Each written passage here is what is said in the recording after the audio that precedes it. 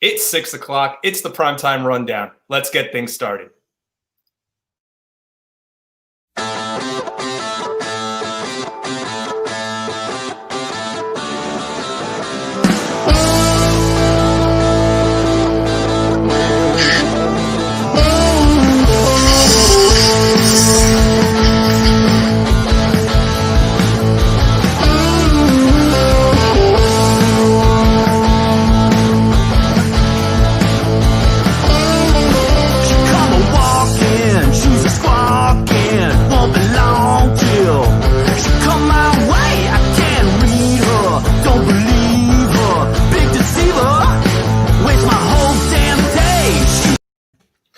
Good evening, ladies and gentlemen, and welcome to episode number 44 of the Primetime Rundown, powered by StreamYard, right here on the Eastern Observer, I-95 Sports Network, and Zingo Television, channel 198.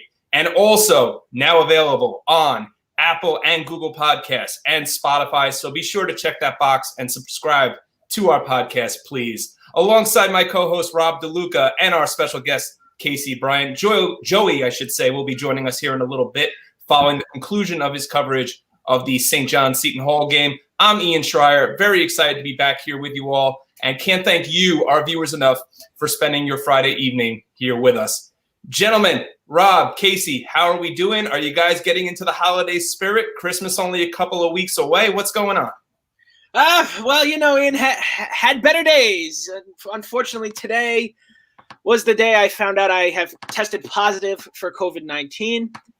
I do not have any symptoms. I feel completely fine right now. So we're just going to take it day by day. I currently await another test, the regular PCR test result. So we will hope that comes back negative.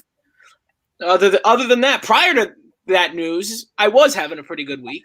It was a good week. St. John's was bringing it down a little bit, as they are down on the scoreboard a little bit, but there's plenty of time. Well, Rob, I sure can say from Kate. I can't talk for Casey. Casey will talk in a second, but I'm sure I can say for the two of us that we hope that the test is in fact negative. I know the rapid test came through positive, but should you have COVID, please be safe and take care. And I can't remember, and we here as the Eastern Observer family care deeply about Rob, and want to see you get better as soon as possible. And I can't remember who it was on Twitter that had said, who came out with the best 4 words I think I've seen in the year 2020 that said, "Stay positive, test negative." So I think that's the way to really look at life right now these days, with the COVID cases skyrocketing. But Rob, we wish you all the best right now, and hope everything, hope the test turns the other way for you. Casey, how are you doing, sir? Bold of you to assume that I'm wishing well on Rob. I don't know. Maybe I want him to have it. You don't know. We go back on that. No, obviously all the best to you, Rob, and obviously safety and good health for your family as well. Otherwise, I'm doing okay. Trying to stay sane. I work in Danbury, Connecticut, which unfortunately cases are rising there too. So, just trying to stay indoors, stay safe, and enjoy a holiday season with my family. I think all of my holiday shopping is done. The packages are slowly starting to come in. I think everyone's taken care of. We'll see if anything gets lost in the mail. Well, I was going to say at least Amazon is still working. So right, yeah. So we still got that going for us. and we only have a few weeks left in 2020. Thankfully, hopefully we can move on and get ready for 2021, and hopefully it's a better year than what the start of the 2020s has done for us here. Fellas, it's been very, very quiet on the hot stove in Major League Baseball. Big surprise, but it's been a very busy week of sports in the metropolitan area. But first, we want to thank Black Cats NYC and promote their new album, Free Cake. Dirty Little Hipster, the song you heard at the top of the show here tonight, is the featured single on that album, and now available for download on Apple Music, Deezer, YouTube, SoundCloud, Amazon Music, YouTube Music, Pandora, and Spotify. So please be sure to give that a download. Black Cats NYC, Andrew Giordano, thank you so much for all you do here for the Eastern Observer and the Primetime Rundown. So, gentlemen, let's begin by taking you back to last Sunday. I know we have our shows on Fridays, so we don't get a chance to talk about the week that was in football as early as most people might. But let's take you back to Week 13. And Week 13 was to say the least, I would say very memorable for both the local teams here in the metropolitan area. And while I know Rob is extremely chomping at the bit right now to start talking about the Giants, I think we got to start here.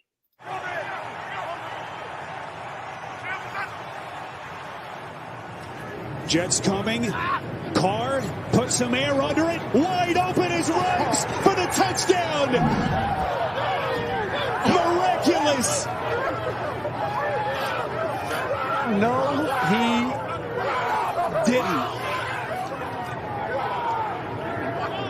Just incredible. This is simple. You're going to stutter.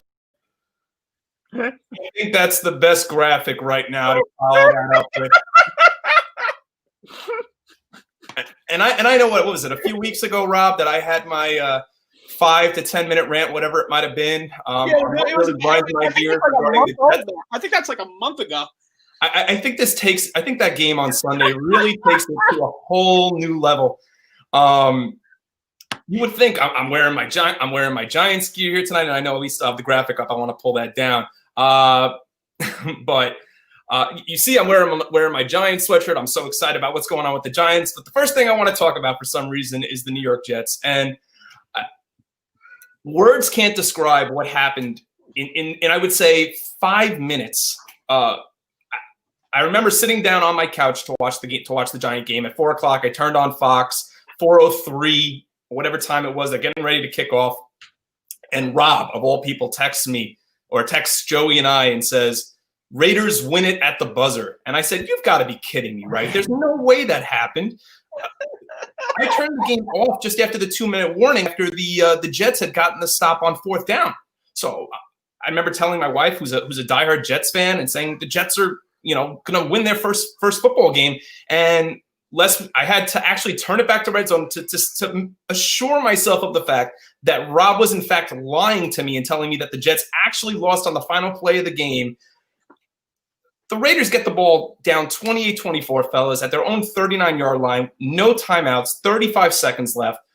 Fast forward 25 seconds, 10 seconds left in the game. Somehow Greg Williams decides to employ a cover zero defense on a play that is designed that is a Hail Mary. I mean, there was no way, unless they were going to try to run some sort of hook and ladder to try to, which I think, aside from maybe the Miami Miracle, 2 years ago, how often do we ever see that play work in the National Football League? So Carr was at a position on the field to get the ball down the field enough to throw a Hail Mary to at least try to win the game. But no, the Jets decide to run a cover zero defense. They're blitzing 7 guys, man coverage on the outside, no safeties at the goal line.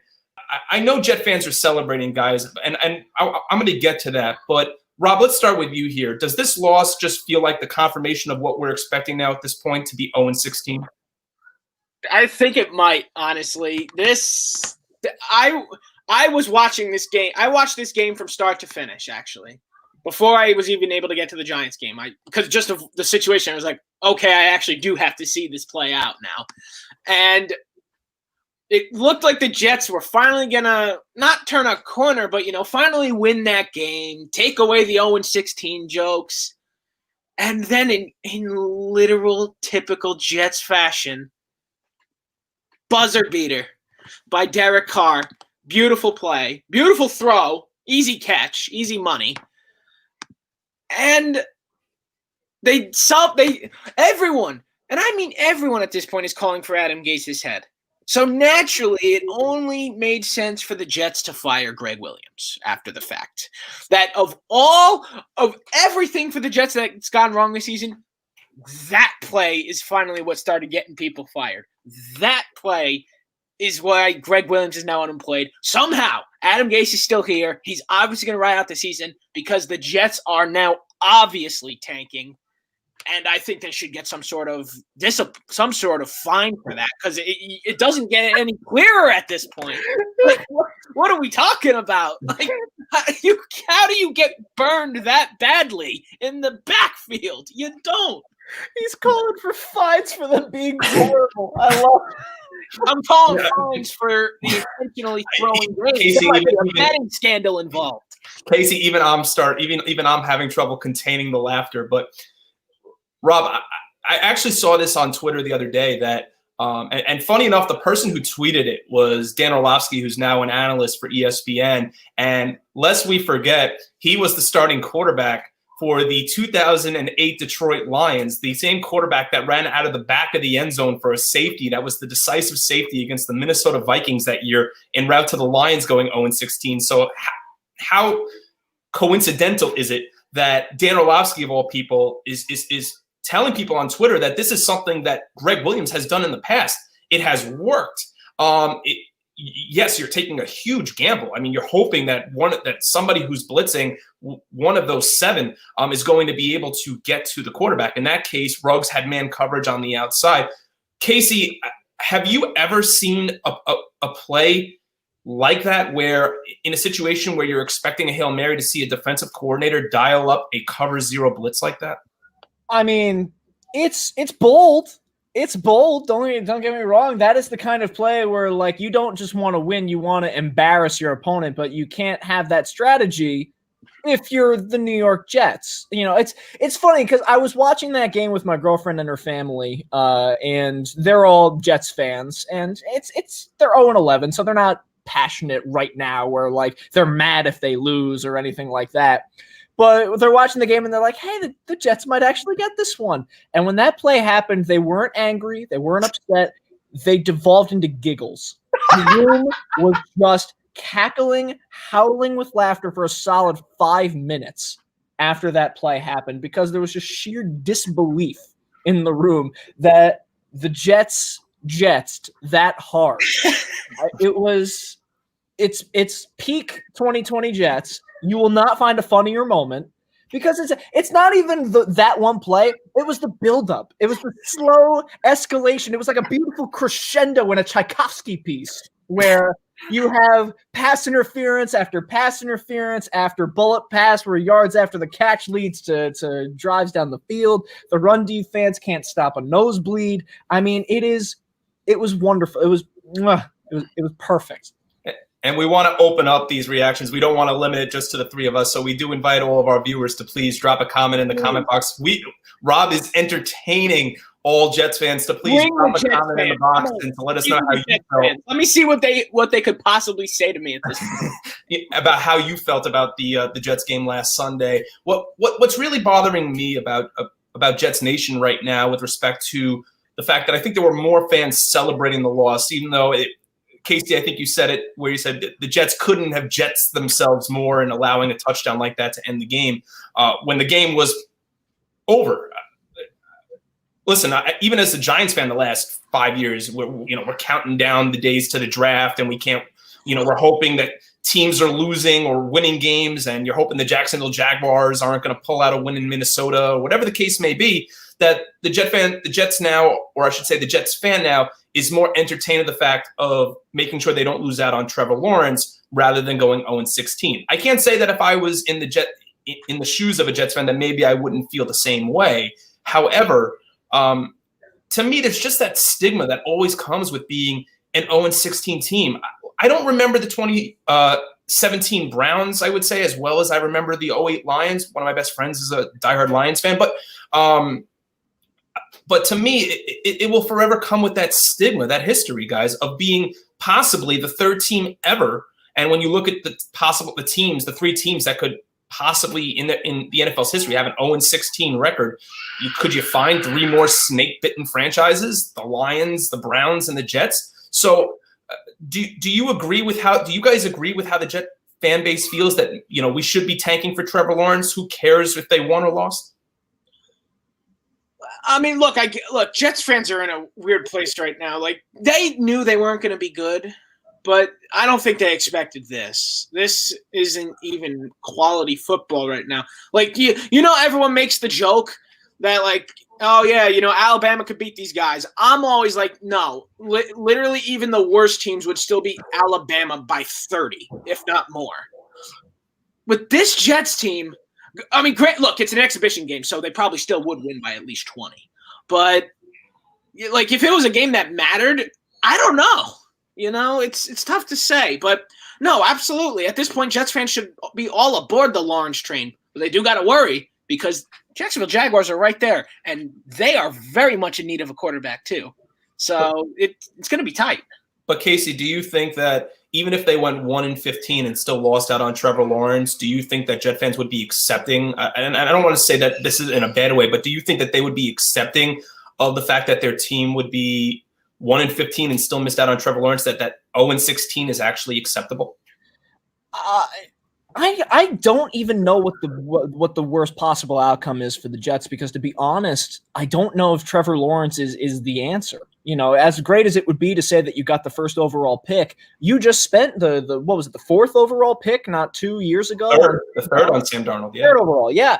And that was going to be your savior. The problem, I don't think, is with Sam Darnold. I still maintain that it's more on the coaching staff and on the general manager and the owner for not surrounding him with any weapons whatsoever. So getting the number one overall pick and spending it on another quarterback seems like a step backward from an organization. But I understand that, you know, especially in the city of New York, people want immediate results. They want changes from the top down. We see this in every sport and every franchise across the entire sporting landscape. If something isn't working, they want the top head gone. And in this case, it happens to be Sam Darnold. And I think that's what makes this potentially even more embarrassing than the Browns or the Lions. The Lions quarterback was John Kitna. No one had any pretense of John Kitna being the future of the franchise. The Cleveland Browns are the Cleveland Browns. They haven't been good in 20 years, and it was only just that's what led to Baker. You know, so no one was pretending that franchise was going to do anything. The Jets have pretended. The Jets have pretended they're going to be good. You know, they hired Adam Gase, and he was going to be the offensive guru. They drafted Sam Darnold. He was going to be the next leader of the franchise. That is all blown up in their faces. I think that's what makes this more embarrassing. Coming into the game, I felt that this game against the Raiders, and I think the Raiders are one of the most overrated teams in the AFC right now, and it didn't help their case that Josh Jacobs was hurt, but I thought coming in that they were one of the most overrated teams in the AFC, and it showed on the field the week before, just to put up a stinker of a performance like they did in Atlanta against an Atlanta defense that has nothing going for it, and to just get blown out as a potential playoff team right now. And then you should have lost to the Jets. So what does that say for the state of the Raiders right now? But right now the Jets are 0-12, and their final four games are not forgiving. They're at Seattle. We know the loss that Seattle's coming off and how they need to try to keep pace right now with the Rams in the division. Then they've got the Rams. Then they're in LA to play the Rams. And then their final home game, week 16 against the Browns. So we know the Browns right now are playing for a division title. And what would it be like come week 17, the Jets are 0-15, and Bill Belichick has a chance at Foxborough to stick it to the same team that 20 years ago he turned around and said, no, I don't want to be the head coach of your franchise. So an interesting month, to say the least, to come for the New York Jets. But my last question to you guys regarding the Jets has to be, and I feel like we have this conversation every few weeks, but again, it bears reiterating, is that how is Adam Gase, and maybe at 0-12, you could say to yourself, listen, it's 0-12, let's play out the season and we'll fire him when we're 0-16. This team, you're right, Casey, lacks weapons. They have failed to put a successful team around Sam Darnold. So I myself have not given up on Sam yet. Granted, if the Jets aren't winning, the first player you're going to blame besides blaming the general manager is the starting quarterback. We've done it as Giants fans with Daniel Jones already. I'll be the first to admit it. So for a team that needs such a morale booster, why, guys, is Adam Gase still there? I think that's just it. You know, it's too late. They should have done it weeks ago, and they didn't do it. So at this point, it's too late. And I think that's literally the reason they're running on, that they're just going to play out the season. And then when the final buzzer goes off, I don't think it'll even be a day before we hear Adam Gase is no longer going to be the coach. Casey. I think that with the New York Jets, them not firing him midseason is such a perplexing move, because honestly, I think that allows this toxic culture that exists within the Jets to fester and spread. You know, you're now allowing the tumor to kind of metastasize all over your body. What was it? Was it 2 years ago, before they brought in Gase, they had Greg Williams as their interim head coach, yeah? And they had between Todd Bowles and yeah. Yeah, and what happened? That you saw an immediate turnaround in their play to where they went from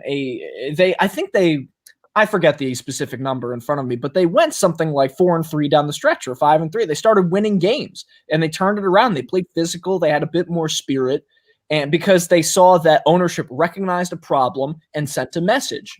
In this particular season, no one's recognizing anything. They're just allowing everything to keep going, and we'll fix it. It's like being on a bad movie set, and the director just goes, we'll fix it in post. It's no big deal. No matter. Keep going. There's no recognition. There's no accountability, and I think that you now, instead of having perhaps a last good 5 weeks to where you feel like, all right, maybe there's something here to this team. Now you're just going into the offseason with a complete sour mood. No one in the locker room is happy, and they can't wait to leave. Now, instead of being a destination where you can recognize, hey, something might be changing, now you're in a loser's culture. And that's what the Jets have found themselves in for years. Don't get me wrong, but they missed an opportunity by firing Gase in week 7. I think that was well said by both of you, that and Casey, to your point about wanting to be a destination, and with all the money that the Jets are going to have coming off the books, even if you do make a head coaching change, and it appears that that the Johnson family is very much enamored right now with Adam Gase, and I'm still wondering how, but is that how are you going to entertain free agents to want to come play for the Jets? Now, if you have the number 1 pick, how much weight gets put on the fact that you're going to have Trevor Lawrence? You're going to have this stud quarterback coming out of Clemson. Let's look at the quarterbacks that have been taken recently in the NFL draft that have evolved into superstars. Patrick Mahomes was not drafted in the top 5 of the first round. The Ravens traded back up into the first round to grab Lamar Jackson. Russell Wilson was drafted in the 3rd round. So before we start putting Trevor Lawrence on this pedestal as the next savior of the Jets, because we all did it for Sam Darnold, we just need to take a step back and find out where the Jets need to turn to fix these problems, because they've started to salvage that offensive line a bit with Becton, but there's a lot more building to go. All right, guys, let's move over to the team now in New York that has actually won 4 games in a row. And listen, week upon week, I choose not to wear any of my team's apparel when I'm on the show. I don't know why I don't do it. I just don't. I don't wear Mets stuff. I don't wear Rangers stuff. I don't wear Giants stuff. But look, beam me up, Scotty, right now. This Giants team has won 4 in a row. They were 9-point underdogs. Colt McCoy was the starting quarterback for the New York Football Giants last Sunday, and the Giants came out and played their best game, defensively at least, of the season. I think I could speak for most Giant fans, and Rob, I'm sure, has a few minutes, if you will allow Rob to have a few minutes of your time as well, to tell you that at 3-0, and remember, in the first half, the Giants' only opportunity to really score any points was on their first offensive possession of the game, where they were in the red zone, they were in field goal range, and Colt McCoy throws that pass that gets tipped and intercepted, and the Giants don't have a single scoring threat the rest of the way. So as Giant fans, you're just waiting with Colt McCoy as the starting quarterback. You're just waiting for something in this game to fall apart, for Russell Wilson to become Russell Wilson, and just waiting for this game to just get, taken right out of the claws of a possible, not even so much as trying to get a win out of the game. It was more, let's just try to keep the game close and keep it interesting and have some positives to take away from it. But the Giants, they held Russell Wilson to 263 yards passing, 65 yards rushing, only 1 touchdown. They sacked Russell Wilson 5 times. 5 times. That's unbelievable that the Giants, who for years have always struggled against mobile quarterbacks, found a way with Patrick Graham's defense to contain a mobile quarterback. And now they're going to have that same kind of challenge this week, because Arizona presents the same kind of challenge that Seattle did. They have a mobile quarterback. They have a number 1 wide receiver in DeAndre Hopkins that James Bradbury is going to have to try to lock down. They have a defense right now that's struggling. But the difference is that Arizona has lost 4 of their last 5. And granted, they probably should have lost 5 in a row if not for the Hail Mary. So, Rob, I'm going to turn the podium over to you, sir. What more can be said, maybe that I haven't said already, about the job that Joe Judge and Patrick Graham have done over these last 4 weeks?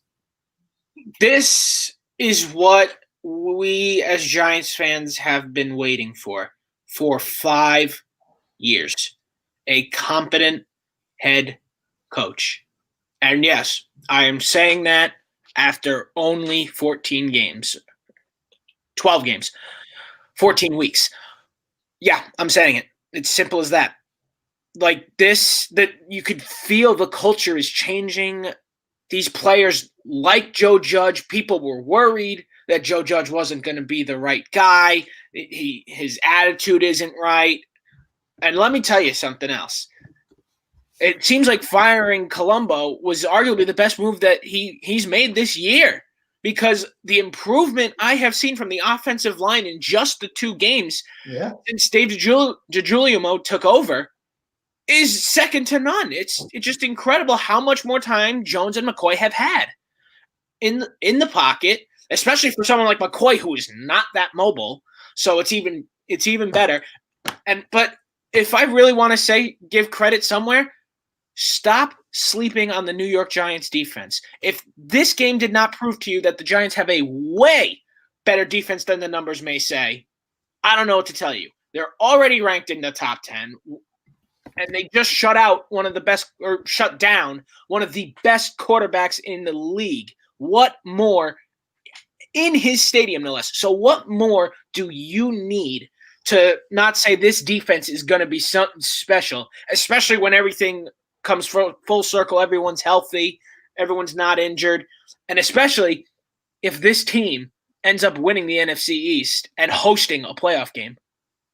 Yeah, we're going to get to that in a second. But, Rob, to your point about where the defense stands, they are now 10th. They're a top 10 defense, statistically at least right now, in the NFL. They're 4th in the NFL against the run and 9th in scoring in points allowed. Casey, I think also if you want to give credit, I think we've got to give credit to someone that Rob has vehemently on numerous occasions said he can't wait to get rid of, and that's Dave Gettleman. You took the words right out of my mouth. What can we say about a guy like Gettleman who has easily put together the Giants' best draft class, probably since Jerry Reese's first draft class when he drafted guys like Kenny Phillips and Matthias Kiwanuka. So how much credit has to go at this point, Casey, to Dave Gettleman and this winning streak that they have right now?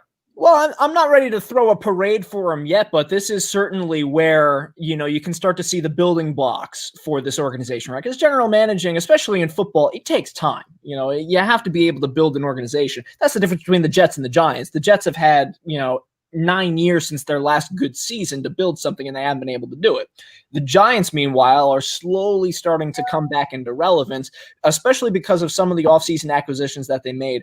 Ryan, Bradbury, Martinez. Those 3 guys have completely revolutionized the defense, especially Blake Martinez. I love the way that he and Jabril Peppers last year as well. And Jabril Peppers, yes. People killed the OBJ to Jabril Peppers trade, and whatever side of that argument you want to choose to fall on, the joys of hindsight have shown that OBJ hasn't played this year because he tore his ACL, and even last year wasn't the same Odell Beckham that he was in New York because they had to spread the ball around, and the Browns just weren't very good either. Now you have an organization, you brought in Jabril Peppers because of that. You completely revamped the secondary, which was a big problem in years past. So the defense was certainly carrying the team. I tell you, I was sending memes in the group chat that Rob and I have with some of our college friends when the Giants were down 5-0 at halftime. I had a clip of Stephen A. of him yelling 0 points, 0. I sent that to him. That all right, this is going to be one of those games where the defense shows up and the offense stutters because Colt McCoy is under center. All right, it's one of those games, whatever. You can chalk it up as an L. No, they surprised because they gave such a strong effort, and it's mostly because of another acquisition, Leonard Williams. Leonard Williams was a monster in that game against Seattle. He was great. Casey, if I may interrupt just a sec. Yeah. The way the relationship of Giants fans and Leonard Williams, the way that has gone a literal 180. Yeah. They went from cut this man to bench this man to give this man an full-on extension. A career high. A career high, guys. A career high 8.5 sacks with 4 games left to go. Leonard Williams looking very much like the player that the Jets thought that they had drafted a few years ago out of USC. And to belabor on the point about Gettleman, look at the draft class this past year. I was look at Andrew Thomas, we were all ready to write him off already as a left tackle. He's starting to find his groove. I remember talking to one of my friends and criticizing the draft pick of Matt Pert, who came out of an abysmal football program at UConn, and he has slid into that starting right tackle spot. Their 4th round pick, Shane Lemieux, the guard out of Oregon, is now their starting left guard. So, listen, I agree with you, Casey, that we shouldn't be throwing Dave Gettleman a parade yet. But to what you have said, Rob, I think Dave Gettleman after this year has earned at least another year. We're close. I will say we're close. Dave Gettleman very close to earning another year. However, I don't think the decision should come from the Maras. I believe the decision should be made by one person, and that is Joe Judge. Joe Judge is the coach of the New York Giants' future, and he should get to pick the GM he wants to work with. Someone that will work well with him. Can I tell you, there's such, as someone who watches all of the post games too for both the Jets and the Giants. The Jets post game, by the way, is the funniest unscripted comedy on television. I miss Ray Lucas so bad. Ray Lucas and God, when Jenk was on there, Chris Jenkins, when he was on the post game, when Mike Westhoff was on the post game. I've been watching the post game back when Adam Shine was one of their post game guys. Yep. For years now, SNY has had the best post game show. By far. And you watch the coaches and the way that they're scrutinized in the New York. They're both in the same market, same stadium, New York media. And granted, it's different beats, but it's the same tone. It's the same pool that you're swimming in. And when Joe Judge is asked a question, he gives a very blunt answer, very quick, very direct. People are accepting of his answer, and they move on. When Adam Gase is on the stand, you would think it's the end of a Law and Order episode and Jack McCoy is giving him a cross interrogation. There was one question. Did you see the clip of what Sam Darnold was asked at the end of last game? No, I did not. Sam Darnold was asked by a reporter. This is a direct quote. He goes, Sam, I know you're probably not going to answer this, but with a lousy play call at the end of the game, does that piss you off? Watching, your coaching staff, piss away a game like that? Like, first off, that's just a cruel question to ask. And then Sam is like, yeah, we got to be better. It is what it is. You're right. That's what a professional should do. Yeah, he shrugs it off. But can you imagine that question being asked in a Giants locker room? It's unfathomable. There's so much more respect that goes with the Giants organization than with the Jets. And I think Joe Judge learned that as much as we want to say that the man cheated, he learned a lot of that from Bill Belichick. And that's how Bill Belichick has always approached the media. He's been very stoic, to say the least, and very, very one-worded. But you got to appreciate the way Joe Judge is with the media. He's straight. He's to the point. He doesn't leave a lot of questions open-ended. And he's doing what a leader should do. And that's not what we saw from Pat Shurmur and Ben McAdoo. When things got rough, they started to pass the blame and say, we need this guy off the team, or we need this. They couldn't build culture. And that's what it appears Joe Judge is doing. He's building culture, and he's building a very important word when it comes to establishing a winner: accountability. And that's even more important. So as I had said a few minutes ago, guys, is that the Giants do have the Arizona Cardinals coming in. The Cardinals are 6-6. A little bit of the ways off from where they were only a few weeks ago. They've lost 4 of their last 5. In theory, they probably should have lost their last 5 in a row, if not for the Hail Mary game against that DeAndre Hopkins had caught against Buffalo. So, Rob, let's start with you. I want to get your predictions on your thoughts this weekend, Giants, Arizona. This is a huge game for both sides. Both sides need this W in the worst way possible. I think it is going to be an absolute dogfight from start to finish. Kyler Murray, you got a young quarterback coming in. As you said, Ian, aside from the Hail Mary game, which impressive as it was, this Cardinals are definitely on a downslide right now, while the Giants are definitely getting hot. So the Giants need to ride that momentum. It is unfortunate that there are still no fans allowed, because this is a game where fan energy could really play an advantage. So it's gonna just be a battle of the best at this point, and it's still a question as to who will be under center for the New York Giants. It's starting to look like it will be Daniel Jones, but there's still 2 whole days to go, so we will have to wait and see. Well, Rob, the Giants play 3 of their final 4 games at home, including the next 2, Arizona and Cleveland. Casey, Does the weather report right now for the metropolitan area does not look good for Sunday? It looks like it's going to be in the 40s. There might even be some rain. So do you feel, and I don't want to get your prediction on the game, but do you feel that perhaps with the way the momentum is carrying right now with the Giants and playing in a stadium that they know and is their home stadium, and they know how to play in the cold weather, where Arizona plays in the 95-degree heat in a dome stadium, do you feel that gives an advantage to the Giants for Sunday? I think that the elements are more a factor this year than any other because, in years past, if you're playing in the cold, you can still get amped up for the game by virtue of the crowd noise. I always think back to playoff games in Lambeau. Even if you were freezing your tail off and the snow is driving and your breath is visible, you would still be able to get fired up by the fact that you're playing in front of 100,000 screaming fans and you get amped up.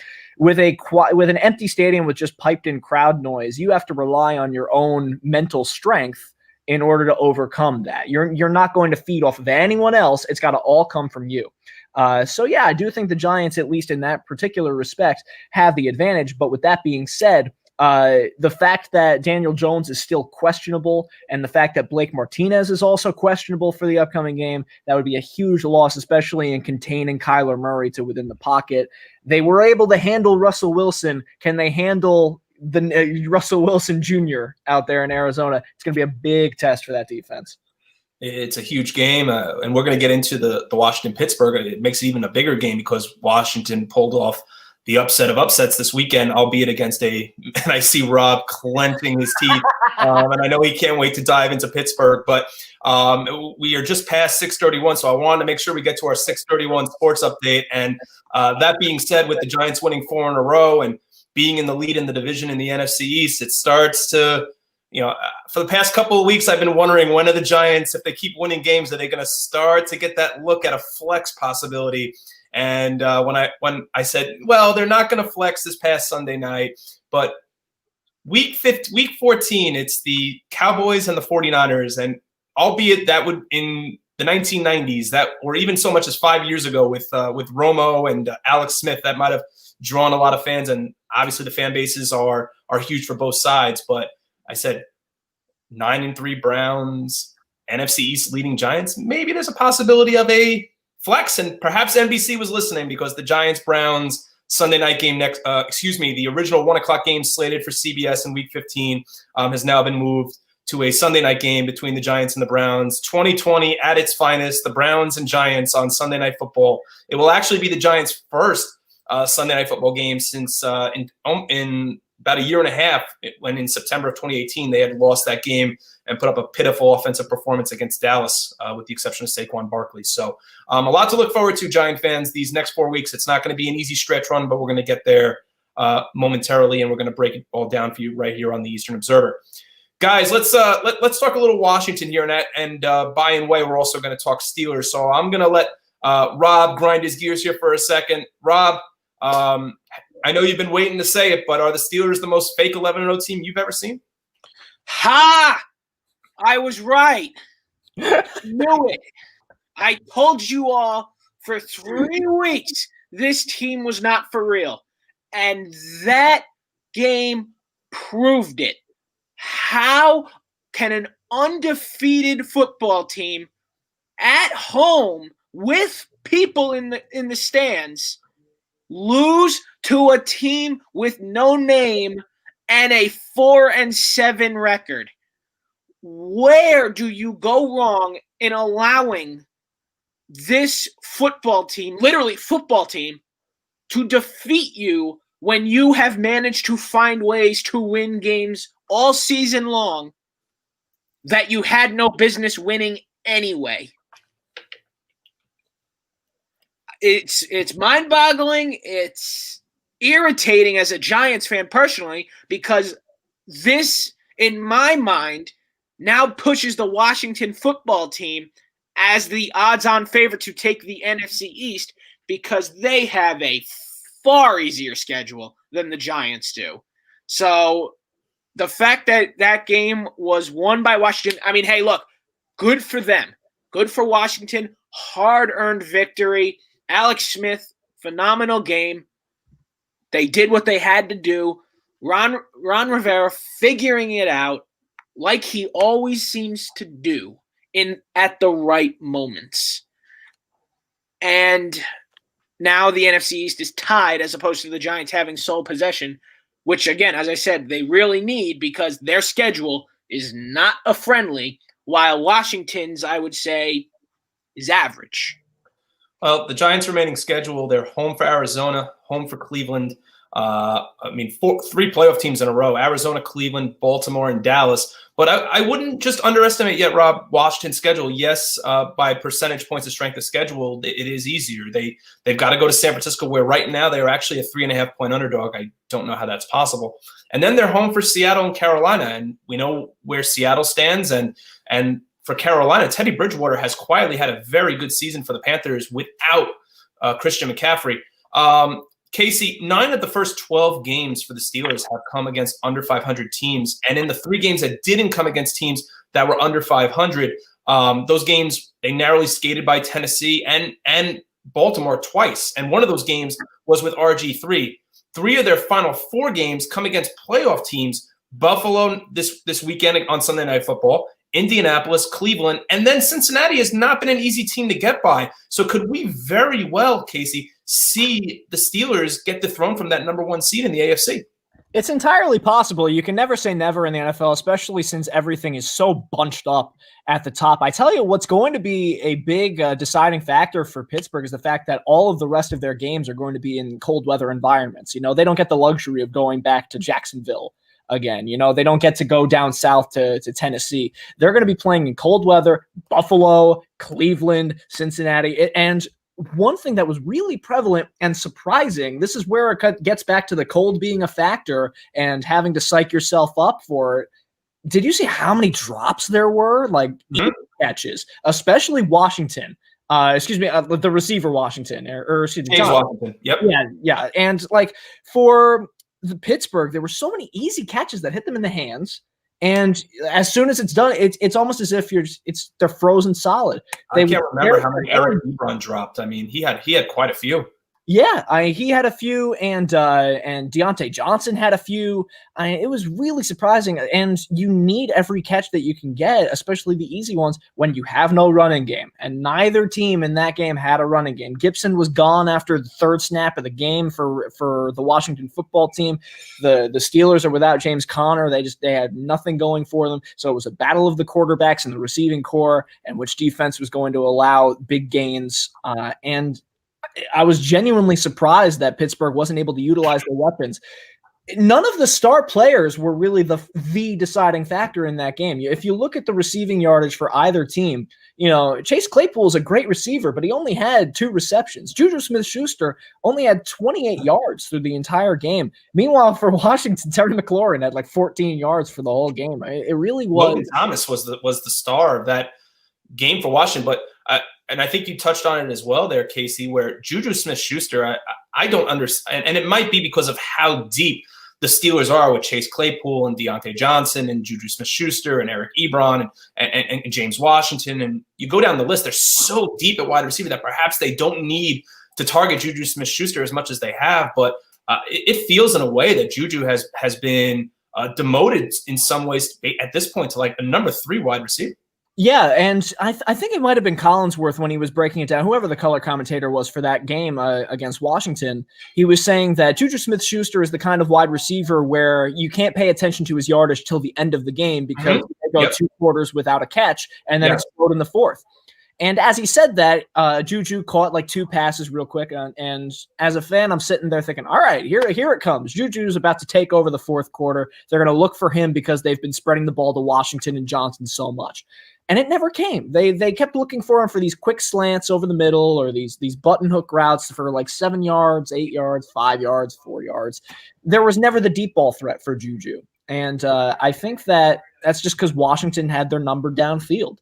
So if they're going to adjust and really make a statement, they A, have to balance their run game, and B, spread the ball better to their receivers, and C, make sure those receivers, use their hands and catch the ball. Difficult concept.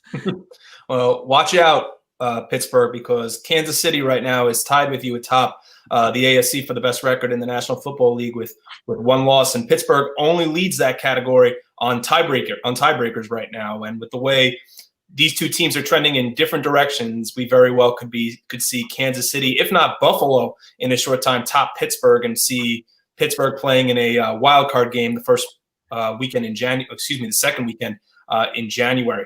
Guys, we spoke a little bit about Washington. We spoke a little bit about the Giants. Let's break down the NFC East, guys. And I already spoke, and I'll reiterate it again in regards to the remaining schedules. Rob had alluded to the fact that Washington, at least in terms of the two-team race right now, that the NFC East has the easier schedule between them and the Giants. The Eagles have made an announcement that they're now going to turn to Jalen Hurts, their draft pick from this past year, that Carson Wentz is now going to be on the bench.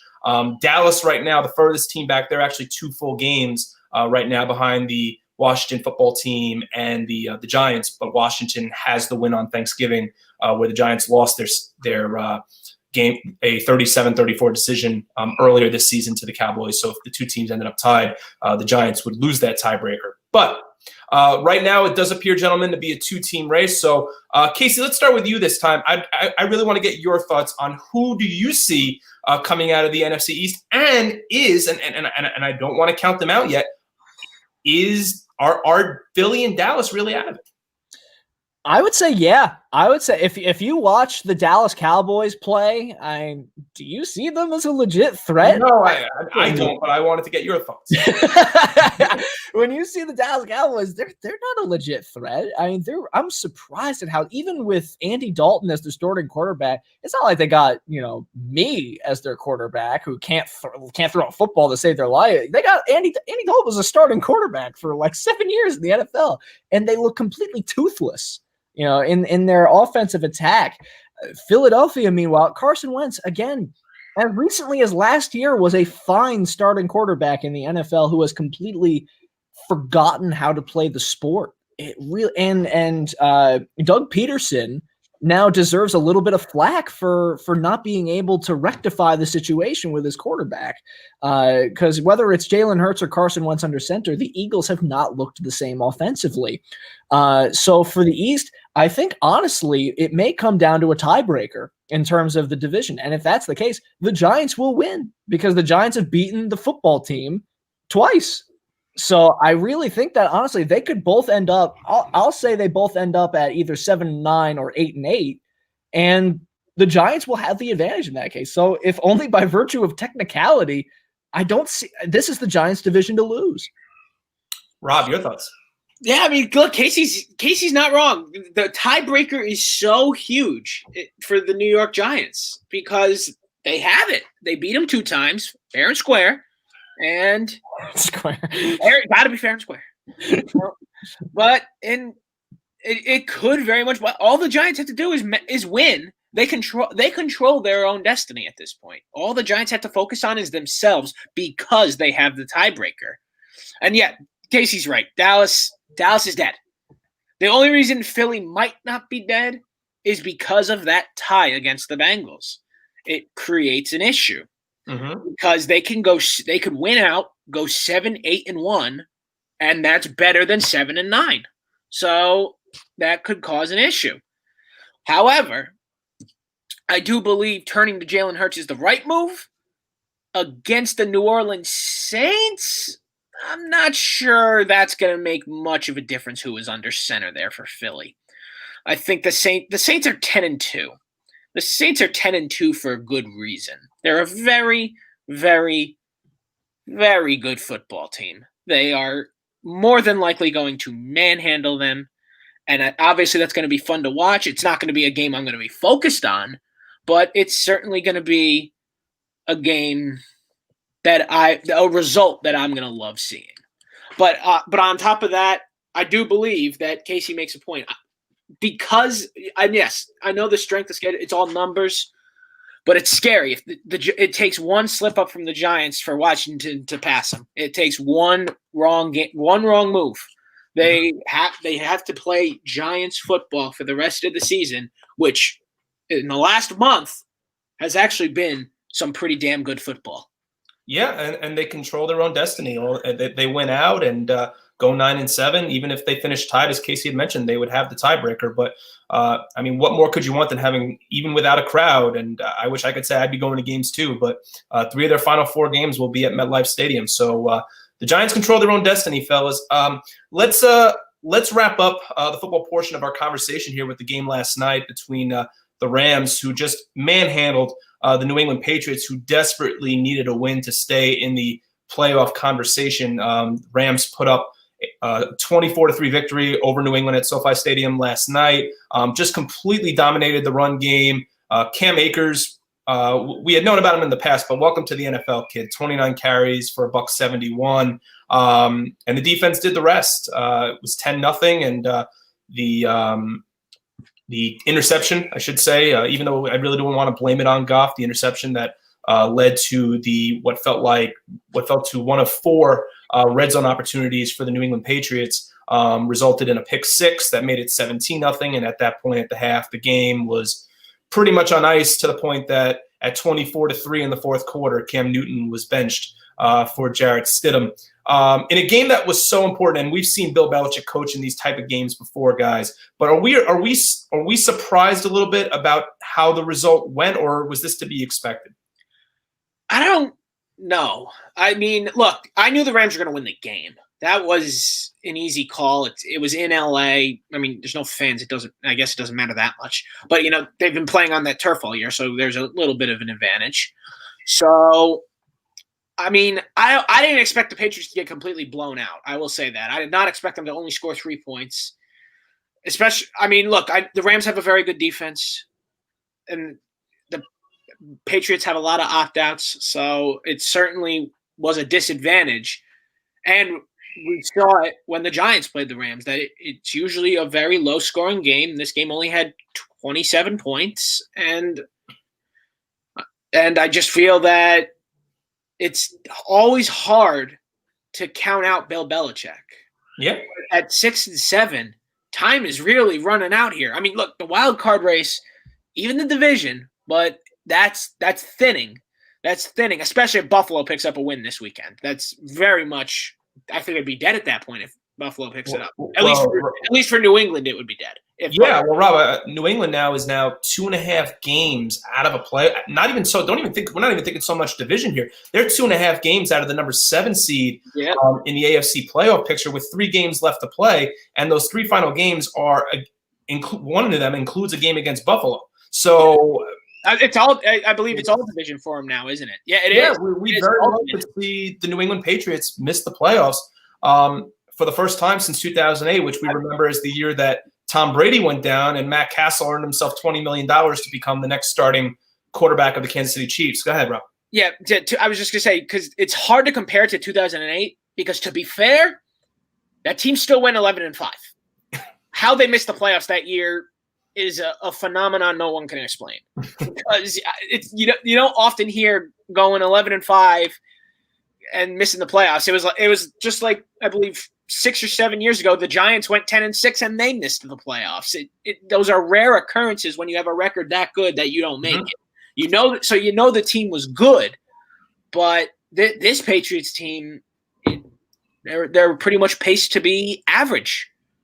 They're just an average team this year. Look, like I said, they had a lot of opt-outs. So when everyone comes back next year, depending on who Bill Belichick decides to put under center, they very well could find themselves right back in the playoffs next season. It's hard to say. Casey, it feels like every week we're having the same discussion about the NFC West, and only a few weeks ago we had the same conversation, and we were still putting the Seahawks at the top and talking about the Arizona Cardinals as a contender in that division. Did we unfairly, to a certain degree, maybe because of Goff's inconsistency since the Super Bowl, write off the Rams? I don't think it was unwarranted, because that is exactly as you said. He's been inconsistent. You never know what Jared Goff is going to show up to any given game. This game could have very easily been flipped. The reason why it wasn't is because the Rams defense is one of the best pass defenses in the league, and they were going up against a shell-shocked quarterback in Cam Newton, who hasn't ever been able to get his footing in New England. And then eventually they're dealing with Stidham. And who couldn't stop Stidham?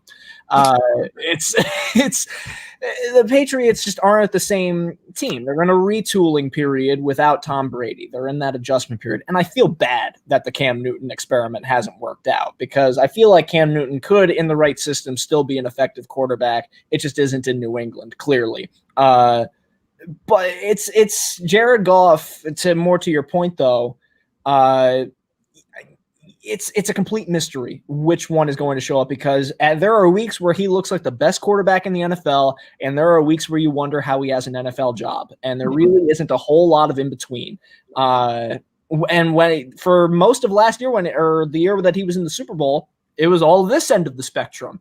We've seen more of the kind of this spectrum this year. Even though they're 9-4, you still have a lot of questions about Jared Goff. So I'm not ready to, again, same thing I said about Dave Gettleman, I'm not ready to throw the celebration. Jared Goff is back. He's a leader. Yeah, I don't think I'm asking you to throw a celebration party for Jared Goff, but I think as looking at the NFC West and seeing the talent that's within that division, and who knows where the 49ers would be if they didn't have the injuries to Garoppolo and Kittle, I think he deserves a little praise for where the Rams are right now. Sure, absolutely. He's been, at the very least, he's emerged as a leader.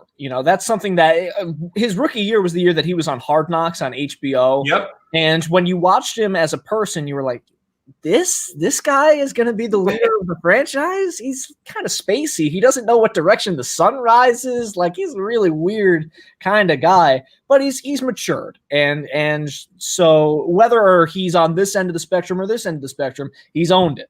And he acknowledges this is his team. He's grabbed it by the reins. And a lot of that also is credit to Sean McVay, because McVay is a confidence instiller. I'm on the couch and I'm fired up every time I hear him speak. I'm like, yes, I will run through a wall for you, Sean McVay. That's the kind of, again, that's culture. That it's so important in football.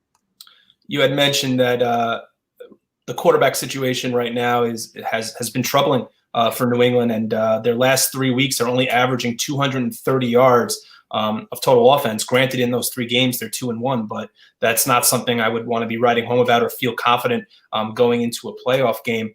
Look, fellas, we know that Tom Brady was not returning in 2020 to the New England Patriots. As such, he signed his contract with the Tampa Bay Buccaneers. But can we say, and let's look back 13 weeks here, guys. Can we say that this was to be expected, that we expected a Bill Belichick / Josh McDaniels run offense to be acting in the way that it has been at this point of the season, that they're not in the discussion for the AFC East? Can we say we expected that after they signed Cam Newton?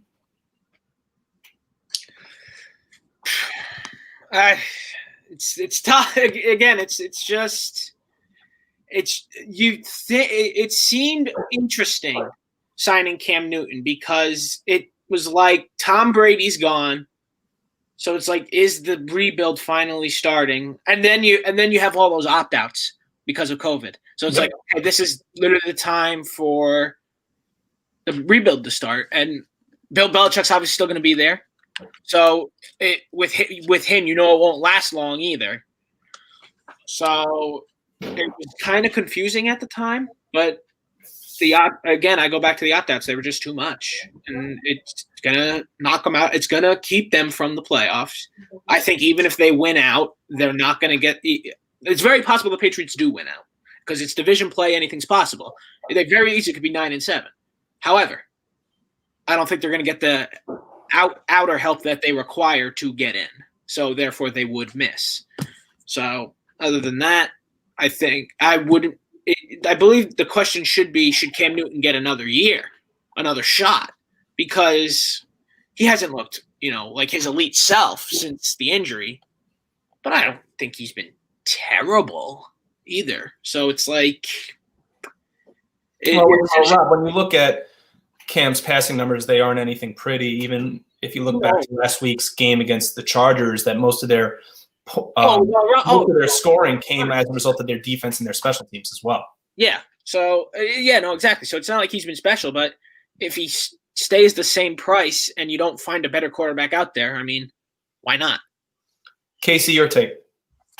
Cam Newton, I was really excited for him and the Patriots because it was clear that he was going to be extremely motivated for this year. And the Patriots love these reclamation projects, right? They love trying to take guys that are maybe on the bargain bin who were once elite talents and trying to turn them into something, get them back to their former glory. They did that with Chad Ochocinco. They did that with Michael Floyd. They did that with Josh Gordon. They did that with Antonio Brown, and they did it with Cam Newton. All of these guys that kind of came with either lackluster skill set compared to the past or baggage, or in most of those cases, both. And in all of them, they haven't really panned out the way that the Patriots anticipated. I thought that Cam was going to be the exception to that rule. I really thought that Cam had something left in the tank because of just the laser show that he put on in Carolina in his prime. And I do think that quarterbacks in general, there's a longevity to the position. You're able to hold on for long enough. I'm kind of surprised and disappointed that it hasn't worked out the way it has. I do think he'll get another gig somewhere, if only just because when you look around the NFL, there's always a need for a quarterback or a backup quarterback. Jameis Winston got a job after throwing 35 million picks. Anyone can get a job in this league. Blaine Gabbert was still getting snaps in the NFL as recently as last year. Geno Smith is the backup quarterback for the Seattle Seahawks. Exactly, so. and Geno Smith must have incriminating photos of Roger Goodell. So he will land somewhere. I'm disappointed it's not with New England, but I could see him thriving in a position. If Drew Brees is out for the long term, I could see maybe New Orleans taking a look at him and running the same kind of system with Taysom Hill as they do with Cam Newton. I could see if Tom Brady were to up and retire at the end of this year, I could see Tampa Bay taking a shot at him.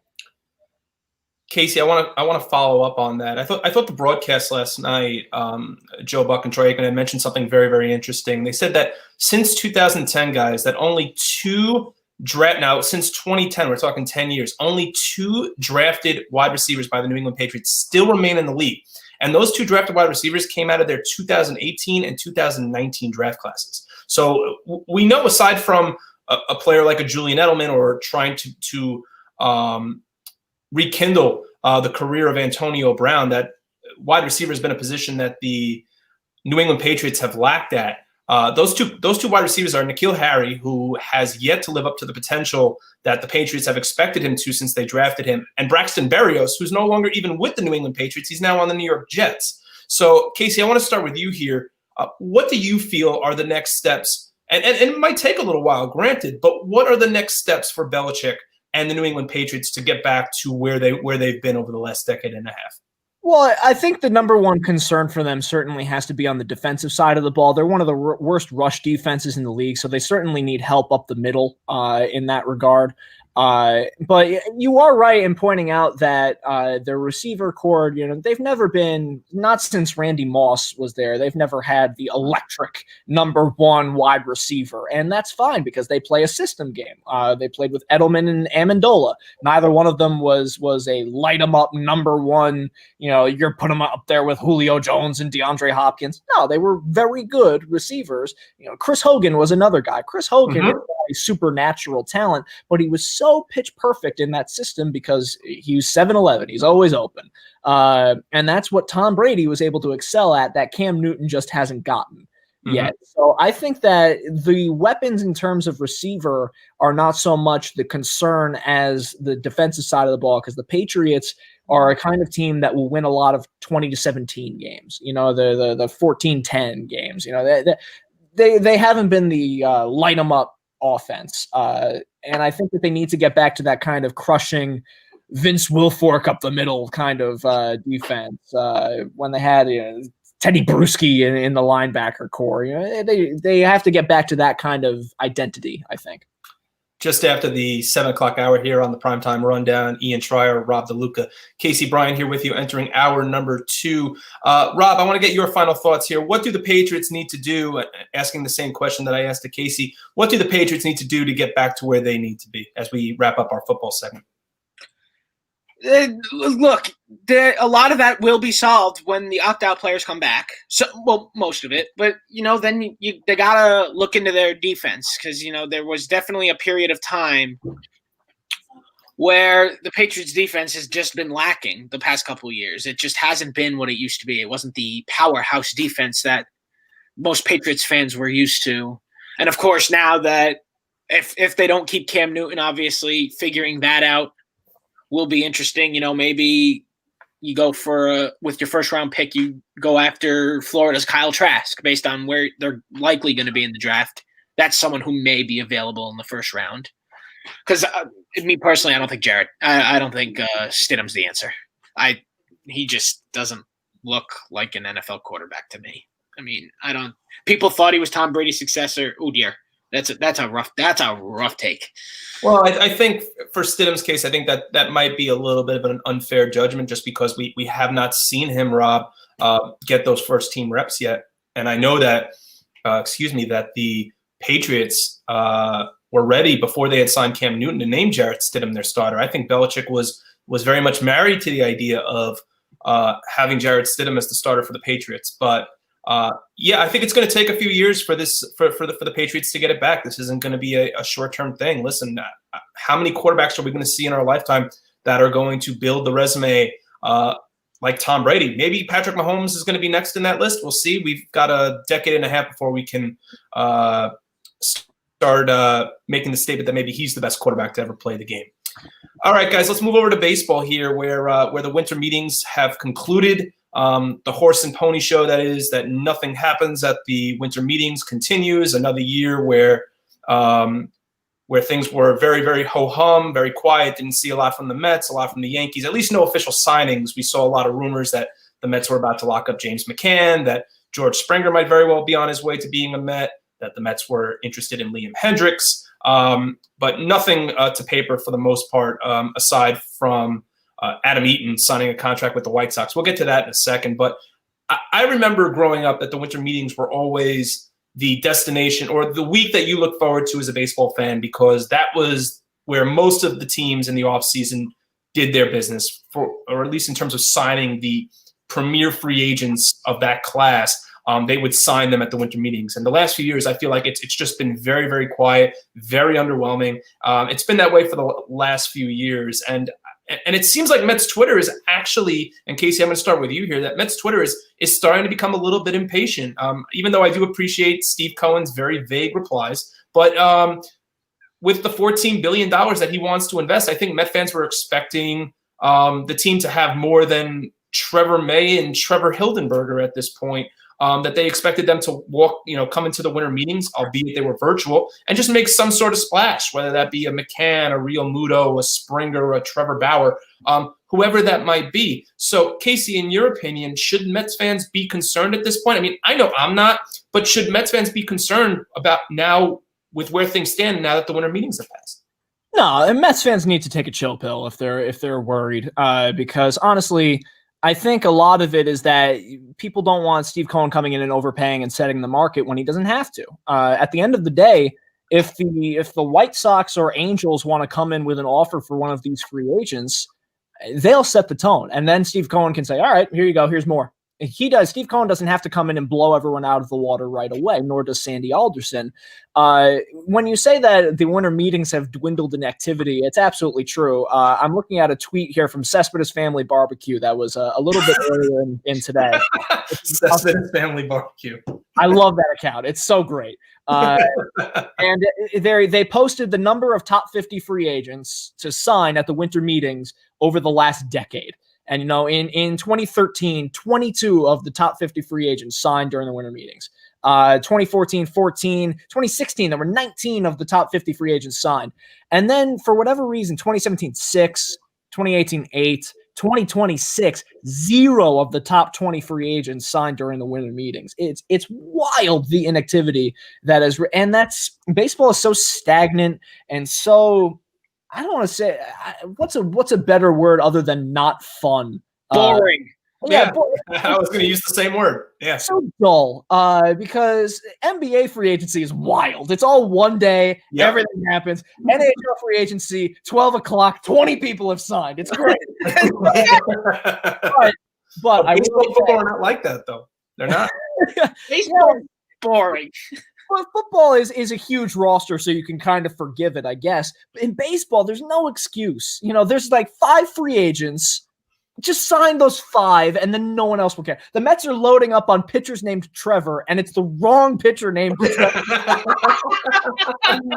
The Mets, though, I will say, breaking news as of like 10 minutes ago, the New York Mets did make a huge splash at the winter meetings. I haven't been following Twitter, so you're breaking this right now on the Primetime. Breaking news.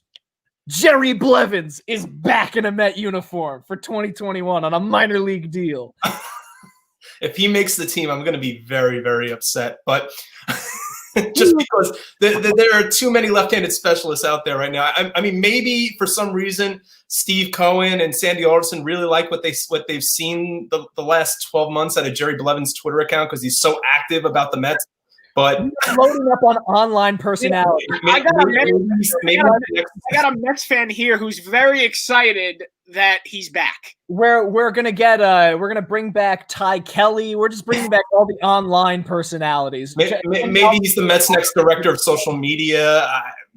You got me on that one, Rob. It seems like a lot of, and maybe this is unfair to say because before 2020, teams didn't have these economic issues, and yet free agents still weren't being signed at the winter meetings. But how much of it do you think are players like Trevor Bauer, JT Realmuto, the cream of the crop of this year's free agent class, just waiting and waiting for that right contract to come along because they know that these teams are struggling to pay free agents right now, unless you're the Mets?